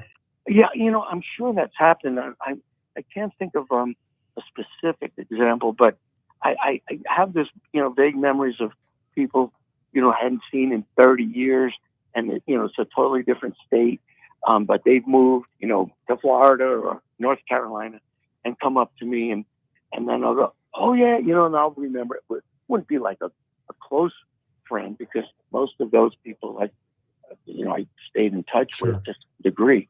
But yeah, it's happened where people would surprise me and go, you know, we were in, you know, sophomore year together, in high school at Erasmus Hall in Brooklyn, that kind of thing. It's definitely happened. So we'll surprise you next weekend at the Tampa Bay Convention Center when we'll say, we haven't talked to you in a long time. It's been a week. Hey, we just wanted to come out and say hi.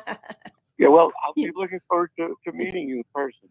Well, And Don, I have to say, I just read Henry's autobiography, and he's, it's filled with wonderful things about the cast members and yourself. You guys, are you still friends like to this day? Oh yeah. I just texted. We have a group text. Henry, Ron, Anson, and I, and we stay. That's a kind of cool way to keep each other apprised of what's going on. I just wrote to them yesterday, and they all wrote back. And and I'm going to see Henry there. Henry's going to be at the convention. So, and we've seen each other probably 7 times this year. No, that's lovely to think about. Yeah, we still stay in touch, and we're still great friends. Oh, okay. All right. We're looking forward to seeing you next week. Don, thank you very much for your time. I know we have your address. Normally we mail the thank you package. I'm going to bring yours. I'm going to bring Anson's to both of you guys next week.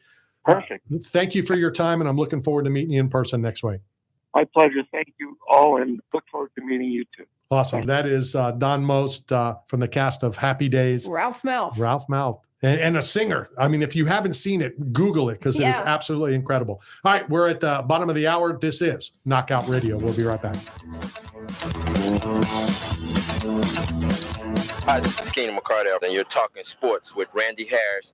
Got bills and looking for work, but nobody is hiring? Staff Zone is, as the leading provider of commercial construction, industrial, and special event staffing throughout the Southeast, Texas, Las Vegas, Salt Lake City, Kansas City, and many other locations. Staff Zone has plenty of work for you, and they need you now. Don't wait. Go to www.staffzone.com and find a branch closest to you. Work today, get paid today. That's the Staff Zone way. Say goodbye to outdated equipment and welcome the latest smart technology into your home. With Cool Breeze AC, you can effortlessly control the temperature and create the perfect environment from anywhere at any time. Call Cool Breeze today at 727-954-3605. You're hungry. Where do you go to eat? Berg Sports Bar and Grill. You want to have a drink? Where do you go? Berg Sports Bar and Grill. Having a get-together with the guys from the softball team? Where do you do it? That's right, Berg Sports Bar and Grill. Located at 1320 Central Avenue, St. Petersburg, right across from Tropicana Field. Berg's is the best place to take the whole family for food and fun. Going to a Rays game? Have dinner before the game at Berg's, and after the Rays win, come and celebrate with all your friends at Berg's, right across from the Trop. So come down and see Berg and the whole gang at Berg Sports Bar and Grill. Berg Sports Bar and Grill. A voicemail is located at 406 11th Avenue North in St. Petersburg. Is your JT voicemail. The left a message. Sports, Pokemon, Star Wars, and of course, Knockout Radio's favorite, the UFC cards. If you're looking to purchase, sell, or trade, then Rhino Cards is the place for you. Details are coming on some very awesome UFC card giveaways, thanks to Rhino Cards as well. That's Rhino Cards, conveniently located in St. Petersburg on 4th Street and 11th Avenue North. The once-a-year event is back. Tampa Bay Comic Convention is coming your way August 1st through the 3rd. Join the ultimate 3-day pop culture experience where you can meet your favorite celebrities, explore an immersive vendor hall, hear special guests share stories, and connect with a community that shares your passion. Voicemail is the perfect place to bring your family, make new friends, and share unforgettable moments with fellow fans. Save on tickets now with promo code MAGIC at TampaBayComicConvention.com. 8 Man Strong is not simply about the biggest or strongest. It's about those who have survived true lows, suffered, faced demons real or in their heads, and are fighting to come back against it all. If you live with a passion for greatness and strength and resilience towards all obstacles that may attempt to derail you, if you're bold and aggressive in the pursuit of the things you want in life, if you are meant to overcome everything that stands in your path of reaching your goals, then you are 8 Man Strong. Hey, this is Steve Young. You're listening to Talking Sports with Randy Harris, straight from Tampa Bay.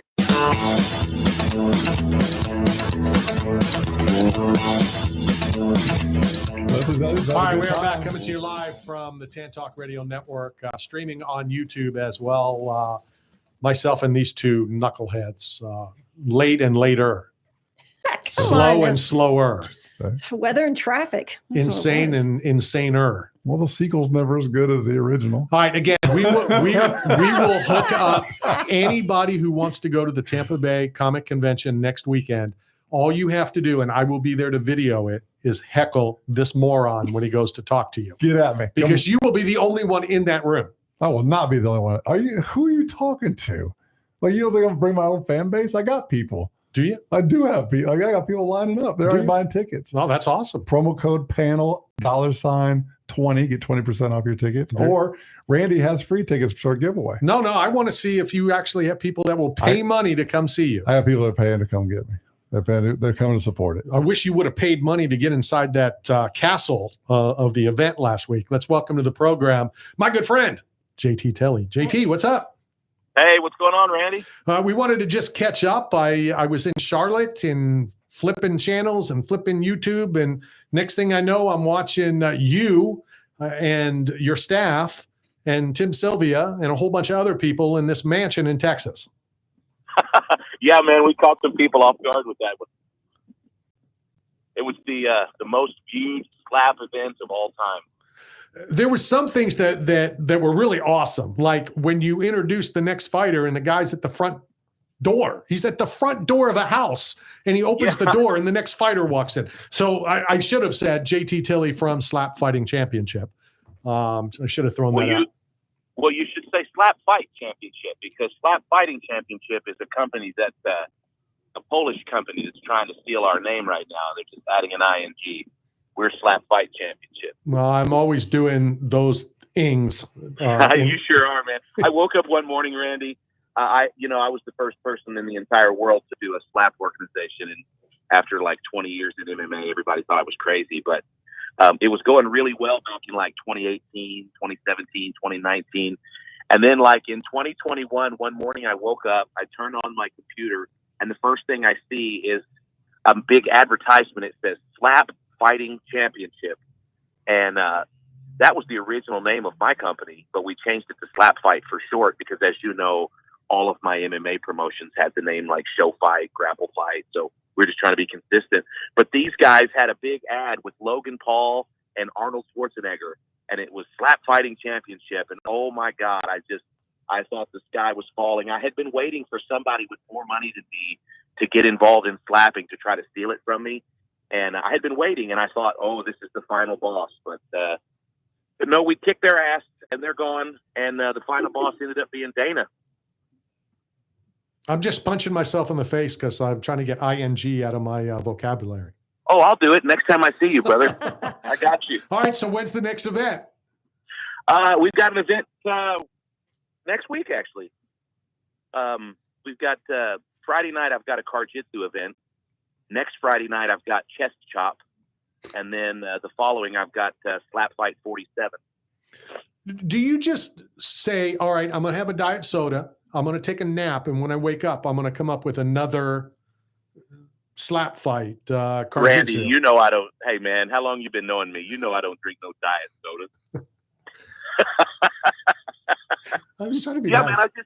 Man, Randy, I've been making up sports for 25 years, man. Whenever I was an MMA coach and promoter, my poor team, they would just be, assaulted about twice a week with some crazy idea I had, and they were all pretty much game for it, but it was just not, we never knew that it was going to turn into this. I'm glad it did, but I can remember Ultimate Tire Wrestling in like 1995. Tire wrestling? Yeah. Ultimate Tire Wrestling. Explain, elaborate, please, on Ultimate Tire Wrestling. You got it. Who am I talking to? Who's this? This is Leslie. Oh, hey, Leslie. I didn't know you guys were all on here. Yep. Tire wrestling is really a cool thing. It just recently signed with ESPN. We make our second appearance on August 1st. But Ultimate Tire Wrestling, it's two competitors. There's a stack of tires. It's about waist high, and they're big tractor tires. So the middle, the circumference of the hole is 32 inches. Okay. So if you can visualize that. And then it's just man versus man. The way to win is shove the guy in the hole. Got all kinds of, if you know much about my commentary, I used to be a comic, and so I like to be more interesting than the other comics. Hold on. I got to jump in. You used to be a comic, But tell Yes, sir. everybody what else you used to be. Well, I used to be. That's way too vague, Randy. I believe you have an award from a song and or a group. Listen to this. Yeah. Where do you hear this one? Go ahead. Yeah, I used to. In a previous life, I was. I had a kind of a weird career. I was in show business and wrestling and MMA, and I was the lead singer for a famous Motown group called the Platters. And really, Wow. I wasn't the original lead singer. I was the replaced. I was in my late 30s. The original lead singer passed away, and they asked me if I would join the group. So I think for about 10 or 12 years, I just traveled the world with the Platters as the white guy, you know. Oh my Wow. goodness! I was waiting. Randy's an old man, so he loves that stuff. Yeah, well, I was That's a waiting good to story. drop the line that he was the white guy in the group. Yeah, it was funny. I can remember the very first show that we did. It was a very difficult job because not only do you have like millions of fans around the world that they'll come and see you live, but if you mess up even one of the lyrics, they're going to have your ass, you know. Sure. And not only did I have to watch out for that, but I also had 4, 70 to 80-year-old black men who'd been doing the same choreography for 40 years, and I had to nail the choreography. So, me, I'm not predisposed to that type of rhythm, Yeah, it's like an original boy band in a way, I mean, Yeah, it was the first. This was the first black group in history to have a hit record. Oh, that's They great. were on the movie Breakfast at Tiffany's. And they did the and song. then they hire a white guy after Yeah. putting that in the history books. Unbelievable. I tell you what happened to me. The very first gig was in China, and they introduced me as the White Platter, and the whole audience misunderstood, and they thought that they had said Dwight Platter, like with a D. So anytime I went to anywhere in Southeast Asia, China, Japan, Singapore, I was always Dwight Platter. They never even knew my name. That's funny. So JT, But I'm here I too. never talk about that, Randy. That's something only you would ask about. Yeah. Most people don't know. So JT, I'm here too, and And we apologize in advance. but I haven't met you in person yet, but man, I'm a big fan of what you do. We had Don Most on earlier, and he was talking about range, how he left like a typecast character on Happy Days and chases dreams. So when you're creative like you are, you've had to have some failures. I don't right? think he brought that up. You did. I did bring it up, but Yeah, I've had some failures. how Man. do you We bounce had- back we from had- that?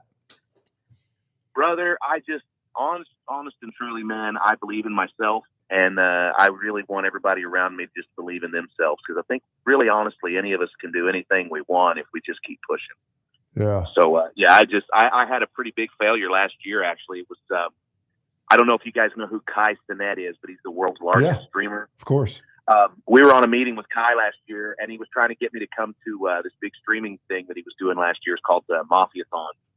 And we ended up going. It was like 34 million live views. So it was really worth it for us to get the sport out there, but in front of that many people. But when we were making the arrangements, Kai's people told me, they said, we want you to bring one of your sports that's doing well, that's successful, one that's in testing, and then I want you to just make one up right now on the phone call.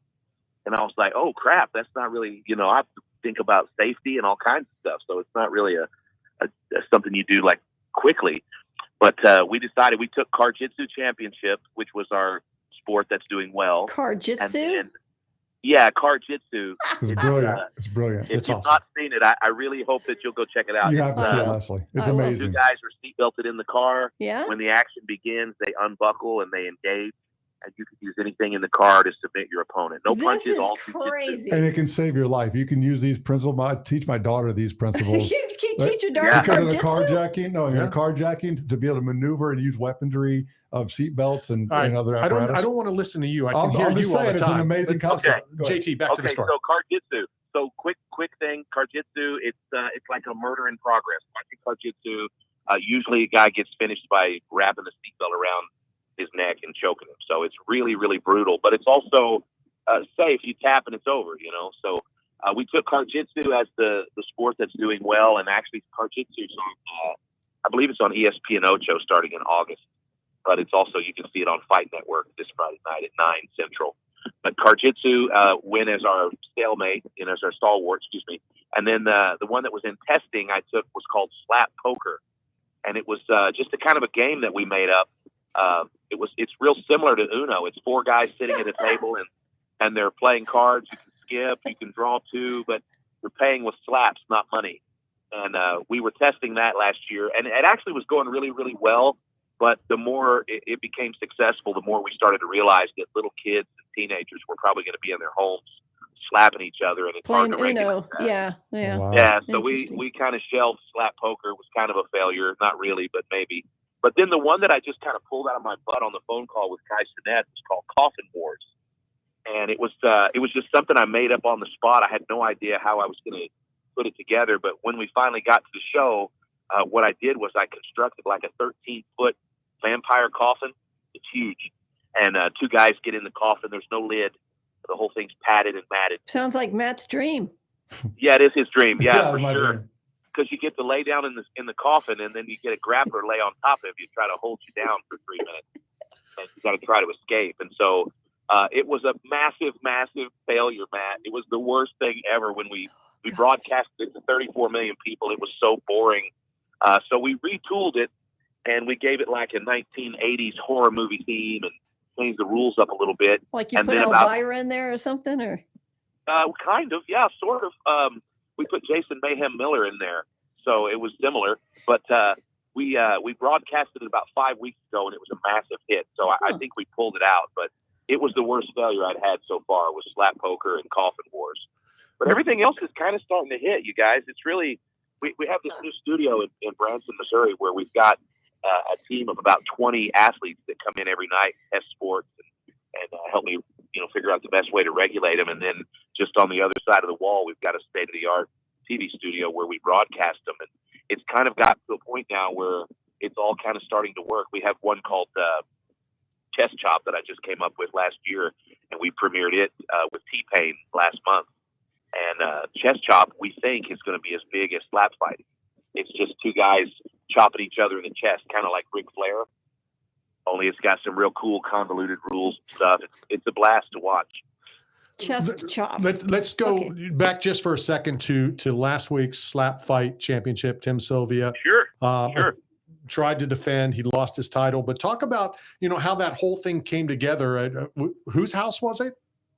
Well, it was Tony Parker's house. Okay. He was an NBA star, Tony Parker. I think he was married to Eva Longoria. I don't know a lot about other sports. I just know about fighting and jiu-jitsu. But I guess this guy was massive. He lived in San Antonio and played for the Spurs. He had this $17 million mansion, and we just, rented it out for the event and brought in 8 of the biggest streamers in the world. And we had a huge event in his living room. It was awesome. So will you continue looking for houses like this, or are you going to go back to the underground in Missouri? Or what's the future? Man, I like the underground stuff. I do too. I've been in the business for so long. I mean, I've promoted like 100 MMA shows, and just tons of grappling and kickboxing, and being 2 miles from my house is kind of nice. I'm an old man. So, no, for sure. Do me a favor. I know that Matt wants to ask you a question, but tell them the story of you brought me out to experience it, and there was a situation that went down and what you said, because I thought it was pretty funny. Okay, yeah, this is great, and you can watch this on YouTube after a while if you want. So I've been knowing Randy for a long time. He's been around longer than me, and when I was doing regional MMA, I had my own promotion for a long time, and then we merged with LFA, and then I match made for LFA, and then some for Bellator, and then one thing led to another. The pandemic hit, and I just decided to start focusing on making up my own sports, which is going well. But Randy was like, at first he wasn't sure what to think about slap fighting because it's not really fighting.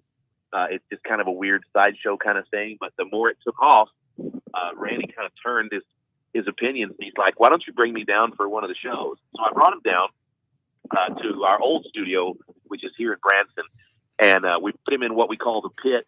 The pit is like a group of like 20 people that we let stand right behind the action because this is an internet-based sport, and so people really like to see the reactions of the fans as much as they like to see the battle. So we put Randy right in the freaking middle of this pit, and it's like, all these crazy people, and then Randy's just kind of standing there with his cell phone in his front shirt pocket, trying to look slick, and the guy's eyeball exploded during the fight. He had a huge hematoma right under his eye, and so the eyeball was safe, but the blood that was filling up his eye underneath Guy slapped it, and blood squirted all over the audience, including Randy. It was everywhere. And, of course, you guys know Randy, so you know that was no big deal to him. He just kind of stood there like, oh, wow. But the rest of the people in the audience were like throwing up and running for the door, taking their shirts off. And it was probably one of the craziest things that's happened in slap fighting ever, like in history. The guy didn't want to quit fighting. He just wanted to grab a towel and keep going, and we wouldn't let him. But same night Tim Sylvia became the world super heavyweight champion was the same night we had the eyeball explode. And what was funny about it was the eyeball exploding went more viral than the Tim Sylvia win.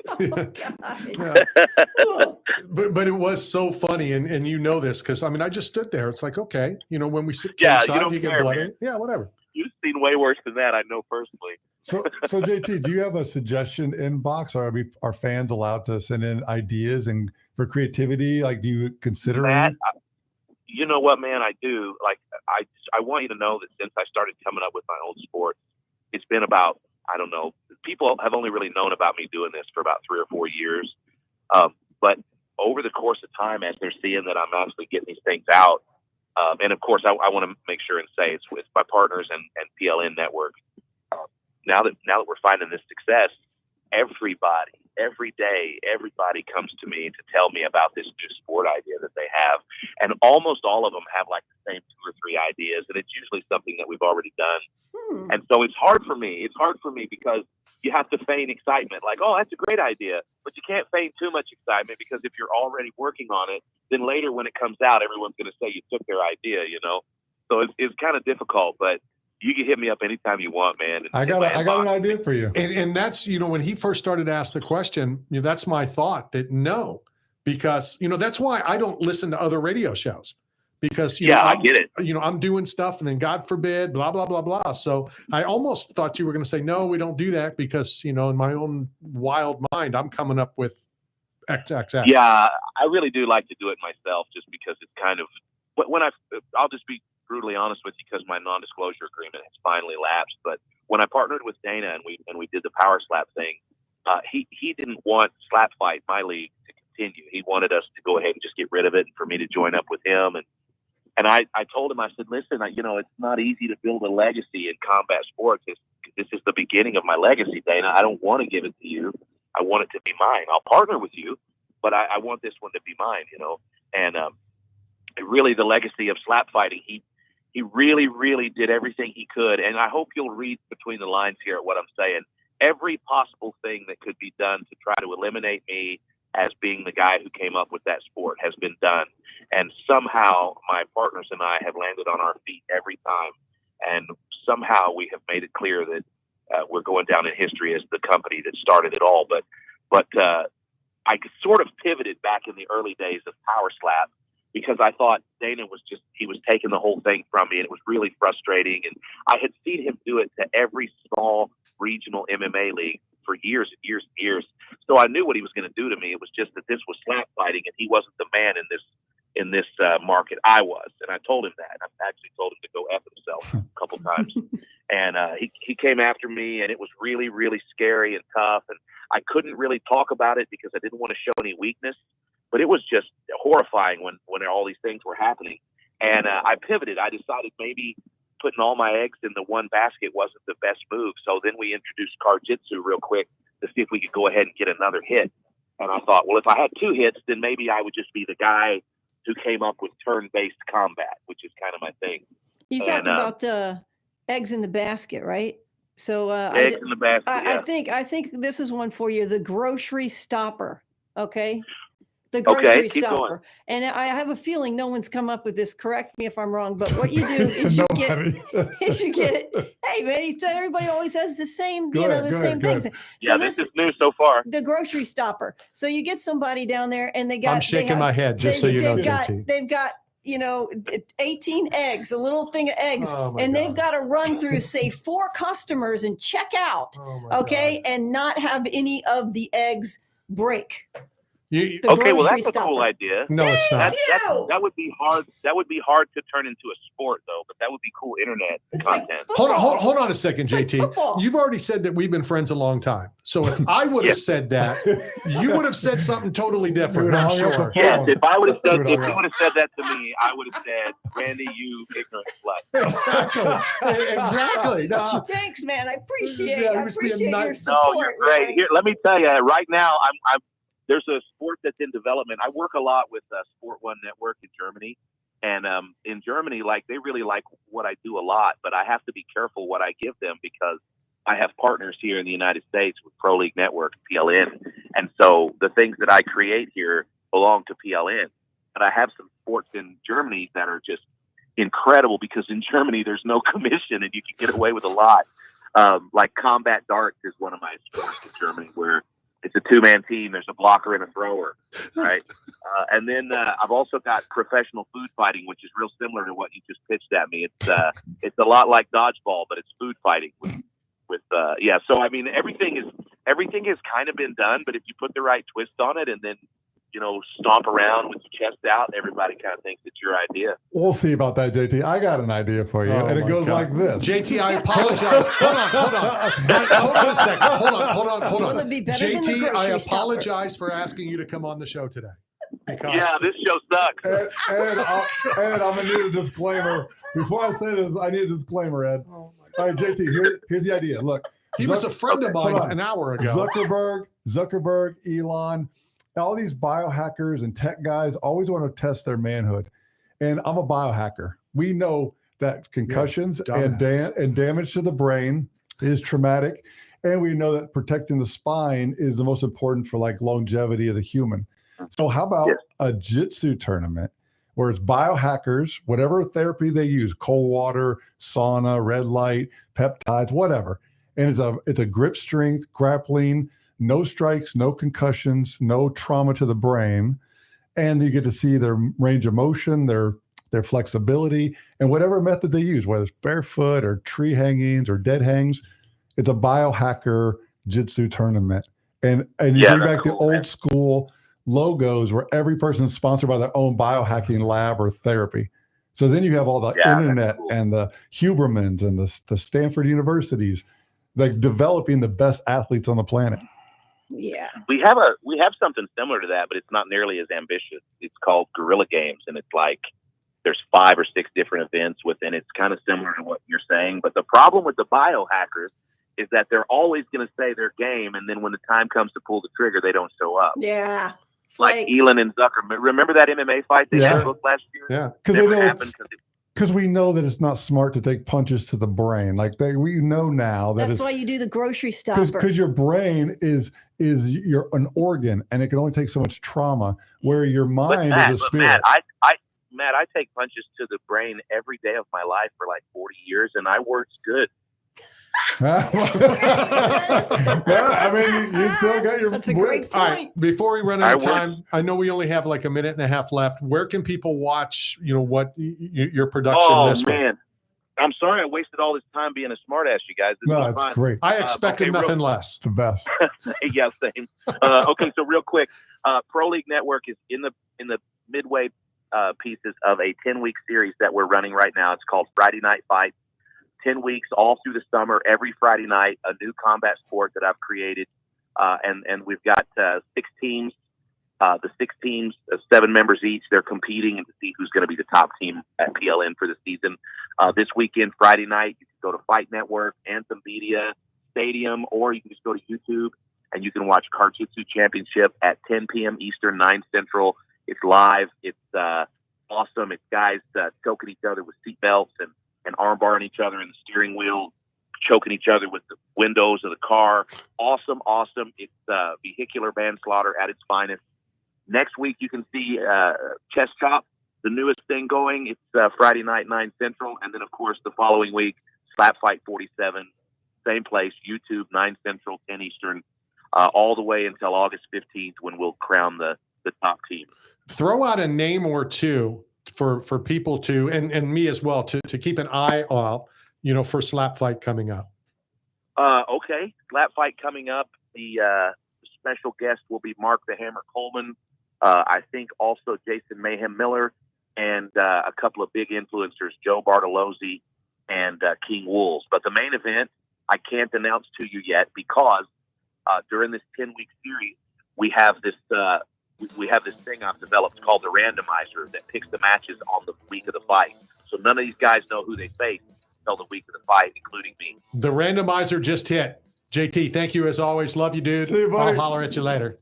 Hey, love you guys. Take care. Take care. JT Tilley, that guy is a genius. Yeah. Mainly for Hang it up and getting rid of us. That makes him fart. This is Hall of Famer Deacon Jones, and we're talking sports with Randy Harris. Got bills and looking for work, but nobody is hiring? Staff Zone is, as the leading provider of commercial construction, industrial, and special event staffing throughout the Southeast, Texas, Las Vegas, Salt Lake City, Kansas City, and many other locations. Staff Zone has plenty of work for you, and they need you now. Don't wait. Go to www.staffzone.com and find a branch closest to you. Work today, get paid today. That's the Staff Zone way. 8-Man Strong is not simply about the biggest or strongest. It's about those who have survived true lows, suffered, faced demons real or in their heads, and are fighting to come back against it all. If you live with a passion for greatness and strength and resilience towards all obstacles that may attempt to derail you, if you are bold and aggressive in the pursuit of the things you want in life, if you are meant to overcome everything that stands in your path of reaching your goals, then you are 8-Man Strong. WTAN, Clearwater. FM 106.1. WDCF, Dade City. FM 102.3. Listen.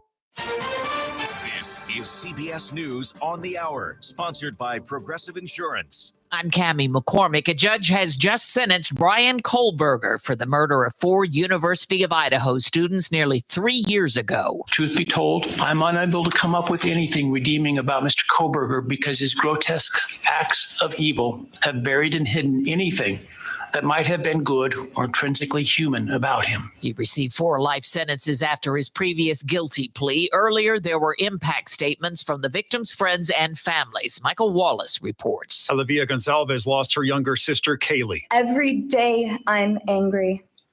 I'm left shouting at the inside of my own head everything I wish I could say to you. Dylan Mortensen was a roommate of the victims. All the memories that we were supposed to make. All of it is gone. Scott Laramie's stepdaughter, Madison Mogan, was killed. Since Maddie's loss, there's emptiness in our hearts, home and family, an endless void. Michael Wallace, CBS News. In Florida, a black college student is recovering after being punched and dragged from his car by law enforcement officers during a traffic stop. Exit the vehicle now! Exit the vehicle! William McNeil suffered a concussion and pierced lip after asking to speak to a supervisor. The encounter sparked outrage. Civil rights attorney Ben Crump. To the sheriff, respectfully, you can't justify this. You can't condone this. You have to condemn this. In Los Angeles, a doctor has pleaded guilty to illegally supplying ketamine to actor Matthew Perry before his overdose death. The Friends star had struggled with addiction for years. Dr. Salvador Plasencia was to have gone on trial next month. British researchers think the pandemic was bad for our brain health. Vicky Barker has that. British researchers writing in the journal Nature Communications say the brains of people who lived through the COVID pandemic aged 5.5 months faster than the rate that prevailed before the lockdowns began, whether or not they actually contracted COVID-19. Vicky Barker, CBS News, London. Sales of previously occupied homes slid in June, partly due to prices hitting unprecedented levels. But CBS's Jill Schlesinger tells us there's another reason. Still high mortgage rates are really hitting the housing market. For the 5th consecutive month, existing home sales were either unchanged or down from a year ago. Investors on Wall Street are cheering the latest trade deals. Stocks are higher today. The Nasdaq up 81. The Dow Jones Industrials 439 points higher. This is CBS News. Progressive Insurance, with insurance for cars, home, boat, motorcycles, RVs, and commercial vehicles at 1-800-PROGRESSIVE and Progressive.com. Tampa Bay's Tan Talk. Entertaining and informative radio for the Sunshine State. Hey, this is Larry the Cable Guy from the Blue Collar Comedy Tour, and you're talking sports with Randy Harris.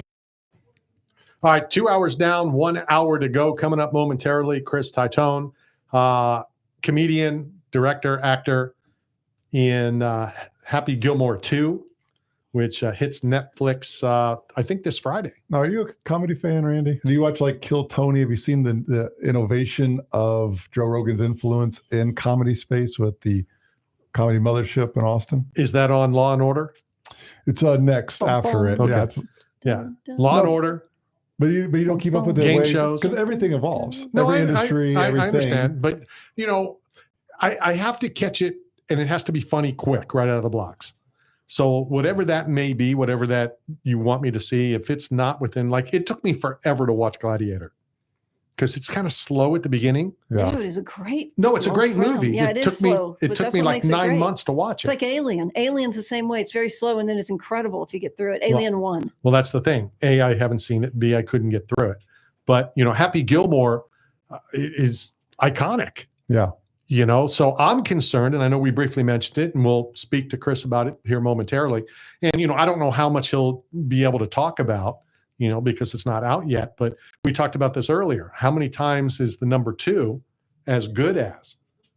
Yeah, it's been a long time, though. So I think it might, it's almost like a revisitation. I mean, what has it been? 15, 20 years? When was Happy Gilmore? Was that his first film? I can't remember. It's also 2 hours in, and we haven't talked about the Max Holloway, Dustin Poirier BMF belt, which we will talk about here in the third hour. But right now, let's go to the phone lines and welcome to the program, Chris Titone. Chris, how are you? Hey, what's up, man? Thanks for having me. How are you? We appreciate your time. And obviously, the main thing we're going to talk about is the release of Happy Gilmore 2. But I understand you're a Dolphins fan, and how's that going for you? Well, it's not going too well. As you know, I am from Miami. I'm from South Florida, so I gotta stick to my roots. Well, wait a minute. How are you not a Saints fan just because of your dating history?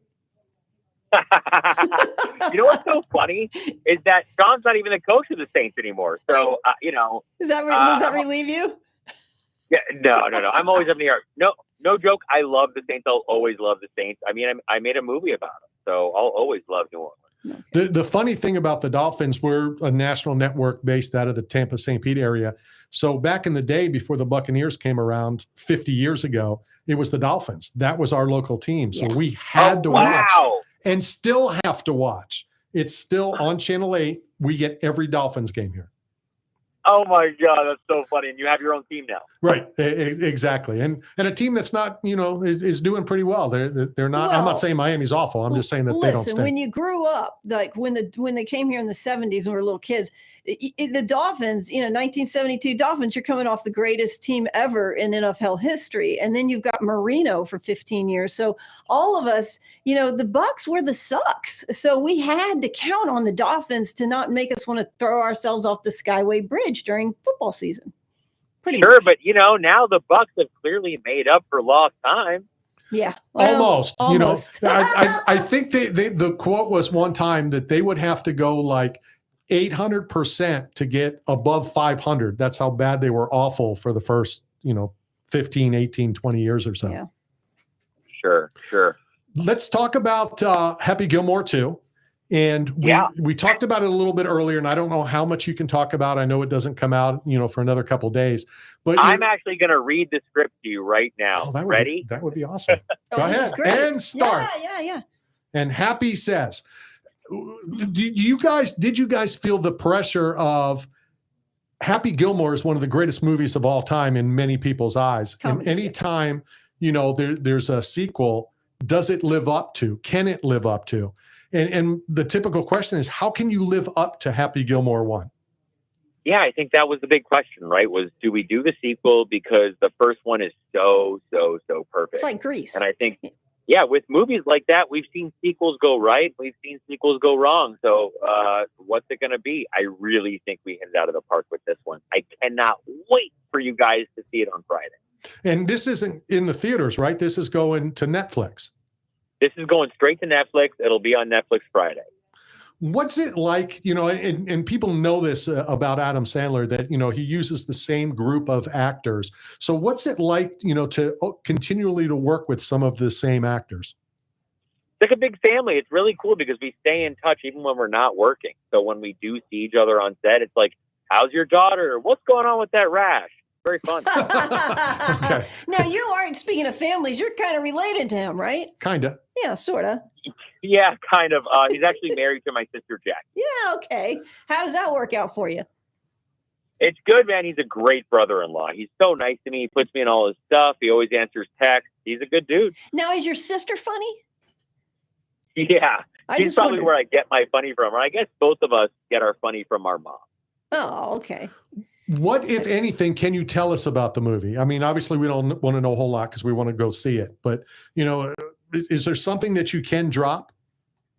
Sure. I mean, it's 30 years later. There's so many cameos in this movie. I'll say this. The first one has a lot of, Mista and Jackass, all those people. Okay. And it's been 30 years, so they're gone now. But Adam puts them back in the movie with their sons or their daughters now being in it. All those roles want to be played by celebrities. Celebrities will call and saying, please, please, please get me a line. That's awesome. Well, and correct me if I'm wrong, Scotty's in it, right? Scotty Chef, yeah. Chef, yeah. Yeah. You know what? He has a pretty big role. We were at the premiere yesterday in New York, and he brought the trophy. Oh, wow. How cool is it, for you when things like that happen?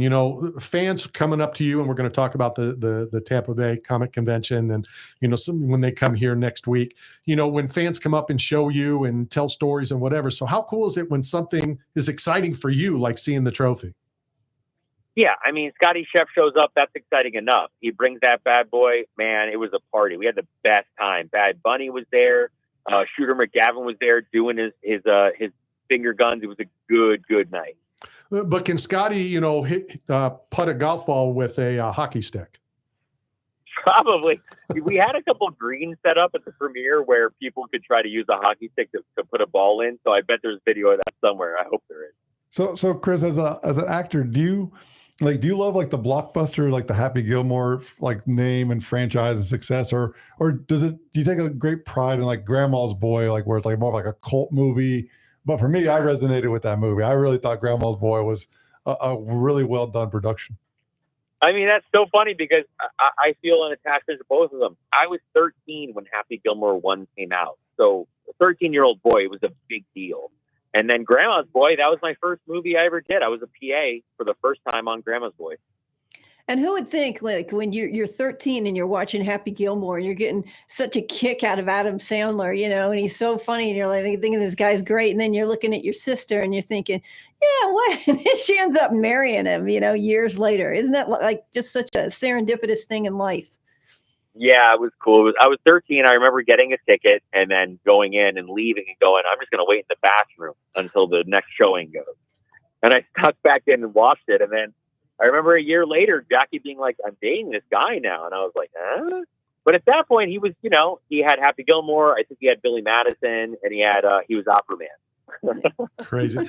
Talk us through the process of writing a script.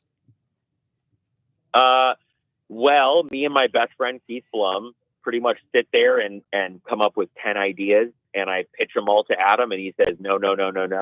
And then we come up with 10 more and 10 more and 10 more. And then finally he looks at me and goes, that's it, kid.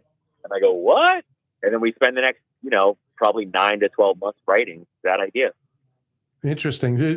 Can you do it sitting like that, or does it have to like come to you? A lot of times you hear, yeah, we go into the writing room and we come out, or is it just when it hits you, it hits you? Yeah, I mean, it hits me, and I kind of know when he's going to say yes. And then, we rewrite it, which is a lot of fun. That's my favorite thing to do, is just be in a room with Keith, writing a script, coming up with jokes, and trying to one-up each other. Hey, Chris, so just for clarity, Adam Sandler is Aquaman. Is that the Water Boy or the Aquaman movie? Well, he did. He did the Waterboy, man. Yeah. I swear, I would love to see him do a Waterboy sequel. That sounds like a good time. It does sound like a good. That would be amazing. That one would be good. It's interesting. I'm excited to see this, just for the fact that I kind of thought that Adam Sandler was really pivoting with Uncut Gems and so forth. Like he was getting into more serious roles.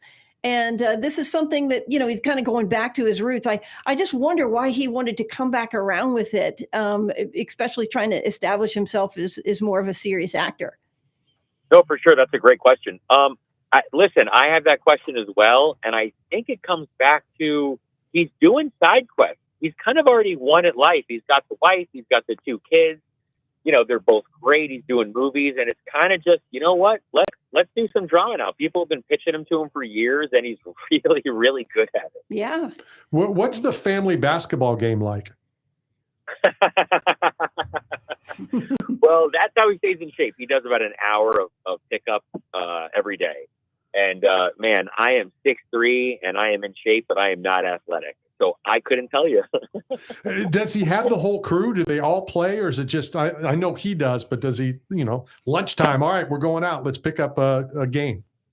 No, that's exactly it. You're exactly right. Where he plays an hour a day, his whole crew plays. They're really good. By the way, you do anything for an hour a day for 20 years, you're going to get good at it. So getting in that game, it's a serious game, man. I play pickleball an hour a day for a long time, and I'm not getting any better.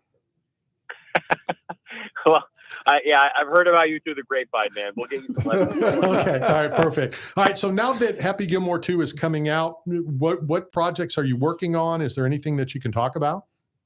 Sure. Well, we did a Subway and Happy Gilmore 2 collaboration commercial. I'm in that one with Shooter McGavin, Christopher McDonald. I have a Snickers commercial coming out in a month, and then I just sold my new script to Netflix called 80K to Blow. Oh, nice. Congratulations! Congrats. That's great. Cool. Very cool. Thank you. Where will you be? When it comes out, are you going to watch it at home? I'm sure you've already seen it, but I mean, will everybody get together and watch it again, or how does that play out? You know what's so funny? They edit because it's Netflix. Like you used to have to edit up until 2 months before, and then have to send out the reels.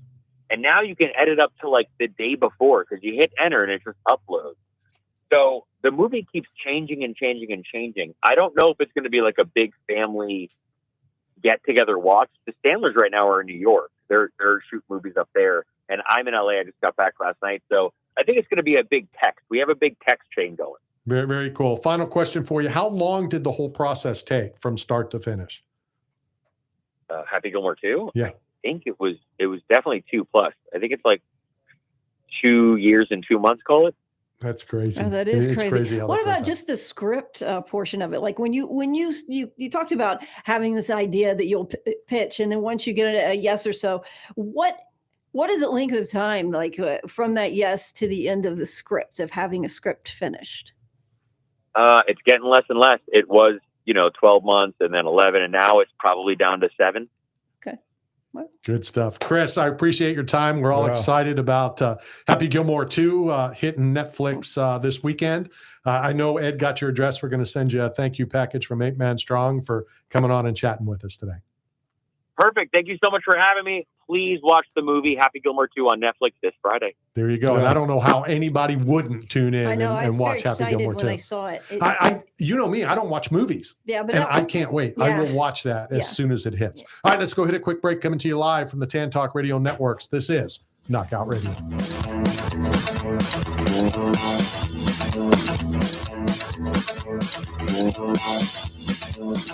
Hi, this is Don King, and I'm listening to Talking Sports with Randy Harris. Join me. Don't touch that dial. We got something in store for you. Got bills and looking for work, but nobody is hiring? Staff Zone is, as the leading provider of commercial construction, industrial, and special event staffing throughout the Southeast, Texas, Las Vegas, Salt Lake City, Kansas City, and many other locations. Staff Zone has plenty of work for you, and they need you now. Don't wait. Go to www.staffzone.com and find a branch closest to you. Work today, get paid today. That's the Staff Zone way. Say goodbye to outdated equipment and welcome the latest smart technology into your home. With Cool Breeze AC, you can effortlessly control the temperature and create the perfect environment from anywhere, at any time. Call Cool Breeze today at 727-954-3605.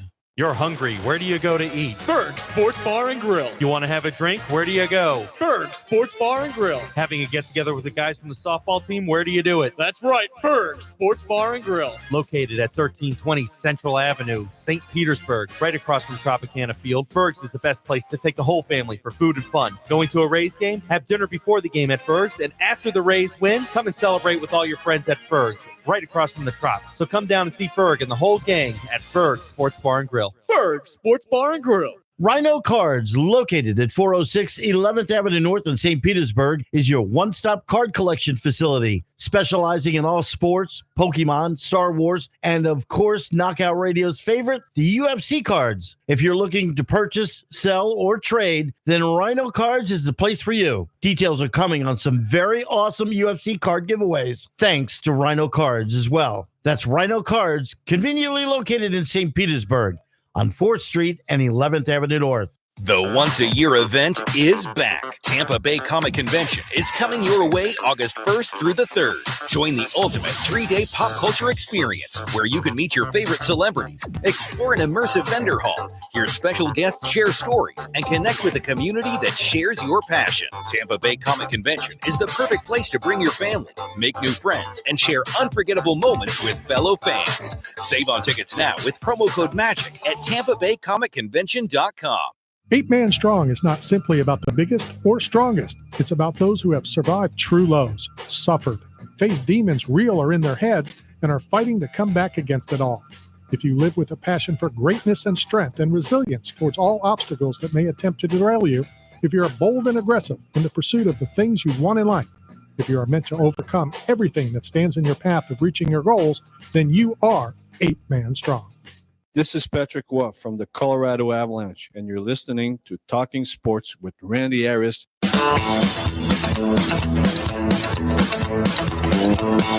Hi, we're back coming to you live from the Tan Talk Radio Network. This is Knockout Radio, brought to you by 8 Man Strong and Staff Zone. All right, so 2.5 hours into Knockout Radio, predominantly combat sports, mixed martial arts, the UFC. So let's talk about Saturday night's BMF title. Dustin Poirier and Max Holloway. Did you watch it? Of course not. Of course I did not. I wanted to. I did, because two legends, two guys that really took over and made the UFC relevant after like the golden era. You know, and we see in wrestling, sometimes it's hard to keep that momentum going, like, you know, from WWF to WWE. So it was kind of like the last of a era, if you will. And so I wanted to see it. It was a great fight. I just didn't get to. It really was a good fight. I was in Charlotte and watched it, and good stuff. Yeah. I mean, it was good. It's all respect, and it was back and class, forth. and You know, love. it's you know how much and sometimes that can be too much. Just so you know, you're in a fist fight. Yeah. Now they didn't go overboard, but a lot of times you see them and they hug after every round. And you know, once it's a fight and it's on, you know, let it be on. But what I liked about it is I don't think it was fight of the night. I don't think they got because it. I saw a clip, Max saying to Dustin, "Hey, we need to. Yeah, how do we not be? get? Well, how can it not be?" But there was obviously a better fight, right? You know, but that fight was back and forth, and at one point, you would think that each of them won. Poirier had Max had Poirier, and so it really was an enjoyable fight. And from a fight fan standpoint, it was great to watch if you're not a fan of just one of them. Well, and were you happy to see Kai Cenat walk out Dustin Poirier to his fight? I mean, you know who walked him out, right? Lil Wayne?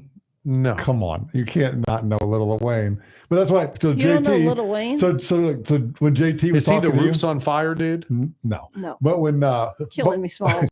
You're but killing when me. I just met him not too long But ago. when JT was talking about how Kai Cenat is the biggest name in streaming, the biggest platform. That's Lil Wayne? No, Lil Wayne is the biggest music rapper from New Orleans.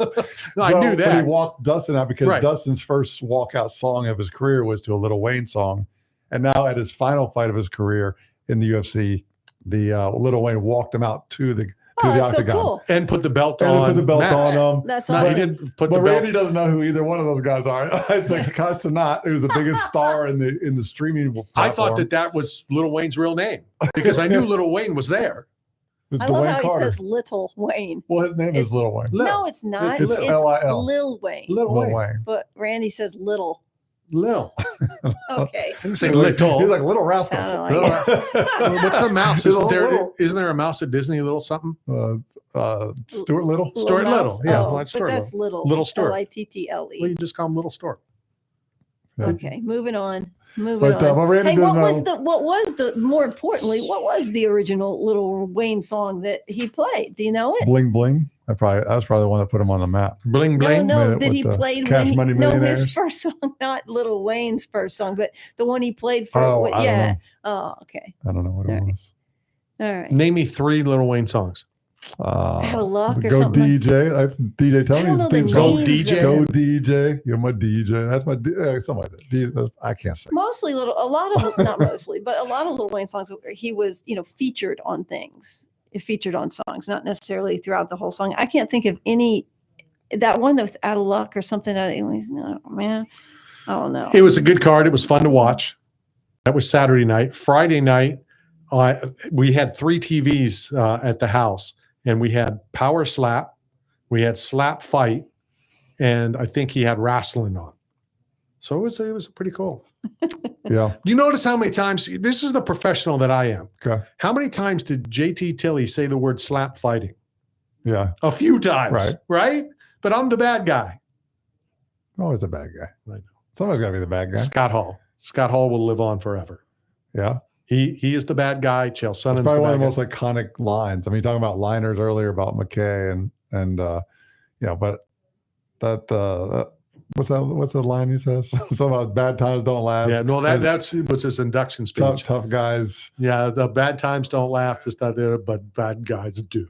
Yeah, the best. And that's one I of know the I've told the story numerous times when he was one of those few people, him, Chris Daughtry, for different reasons, were my bucket list of to meet. And when I met Scott Hall at the Atlanta airport at the train thing, the tram, not the train, the train's outside the airport, the tram's inside. And I heard that voice and I turned around and I'm like, holy cannoli.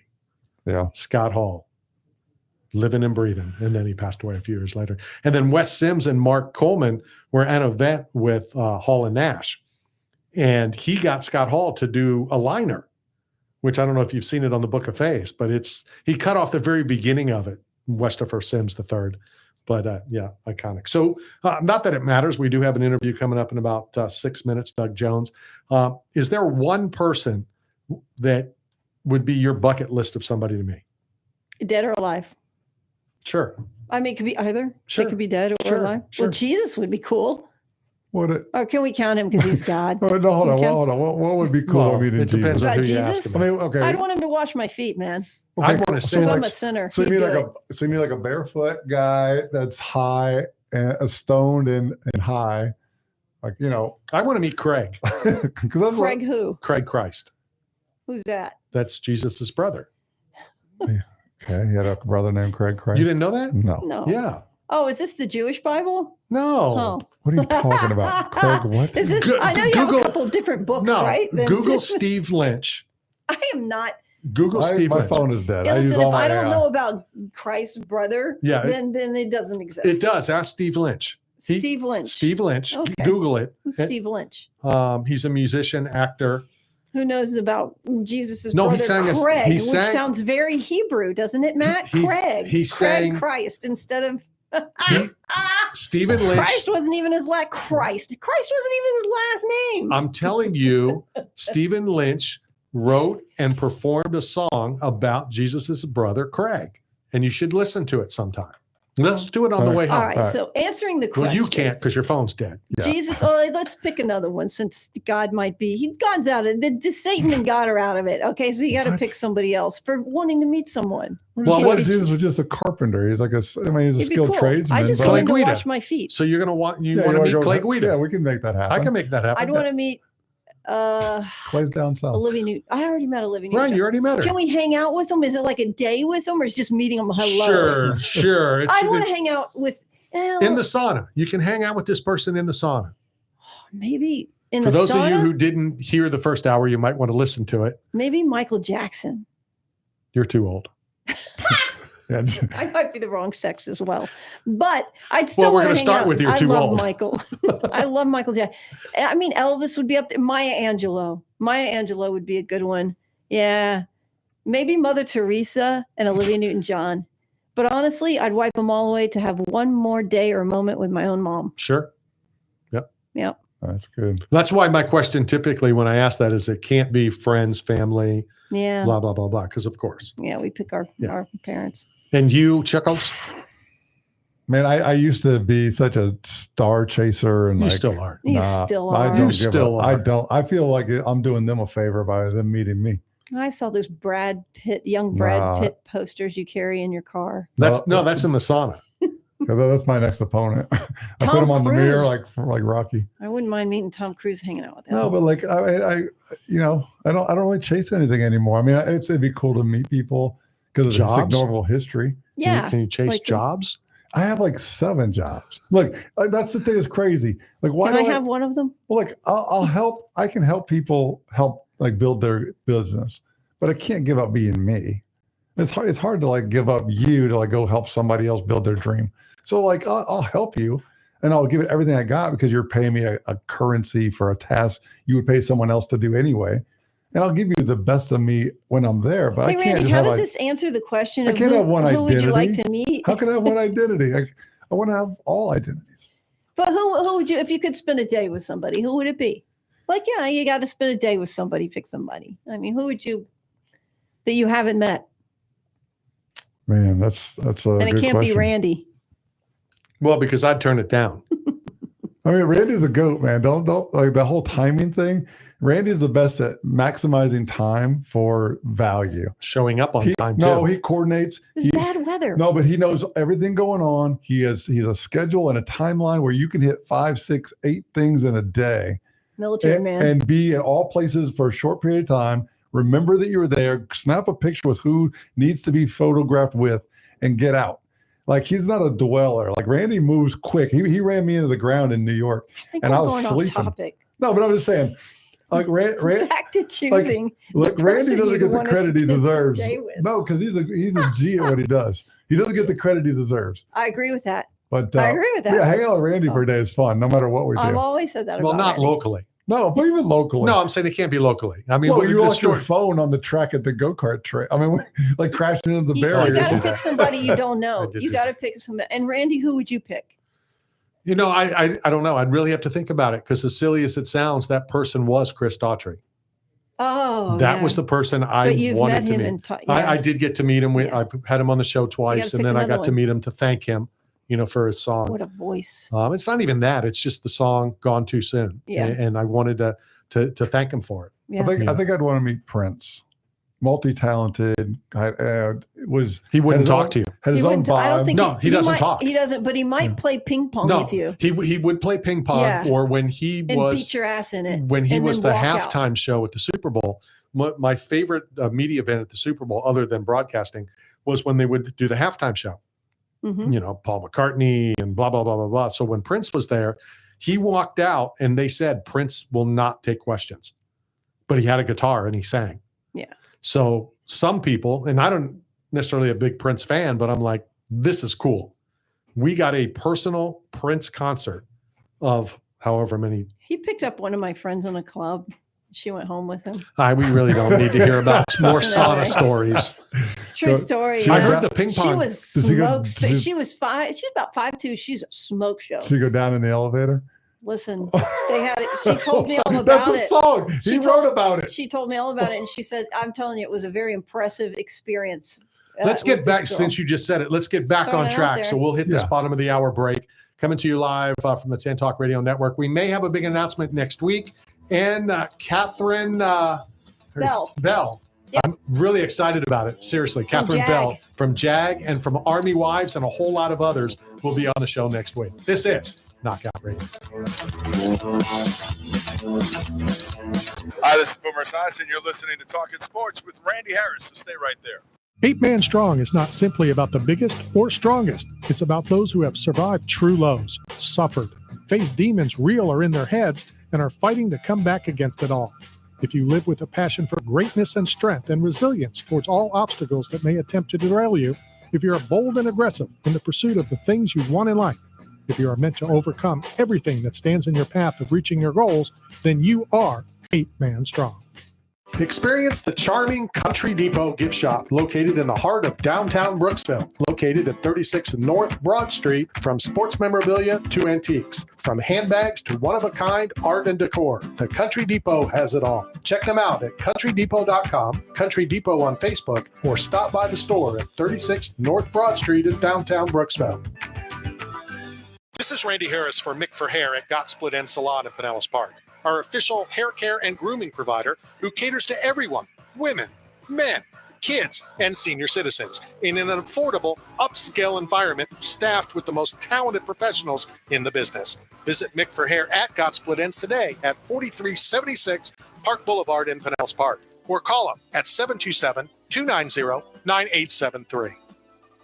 Check out fantasypets.com, where fantasy meets cutting-edge technology. We create breathtaking 3D printed fantasy creatures that captivate hearts and minds, from the T-Rex to the dragons and the shark to the crocodile. Every fantasy pet is a testament to our dedication and precision and quality. You can request custom designs and bulk pricing as well. Go to fantasypets.com. That's fantasypets.com. Got bills and looking for work but nobody is hiring? Staff Zone is, as the leading provider of commercial construction, industrial, and special event staffing throughout the Southeast, Texas, Las Vegas, Salt Lake City, Kansas City, and many other locations. Staff Zone has plenty of work for you, and they need you now. Don't wait. Go to www.staffzone.com and find a branch closest to you. Work today, get paid today. That's the Staff Zone way.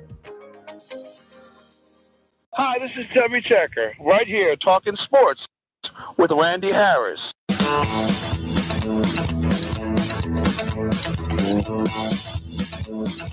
What's the deal with Chubby Checker? What do you mean? The twist? Yeah. That was a pretty cool liner back in the day. Yeah. I mean, do you think people still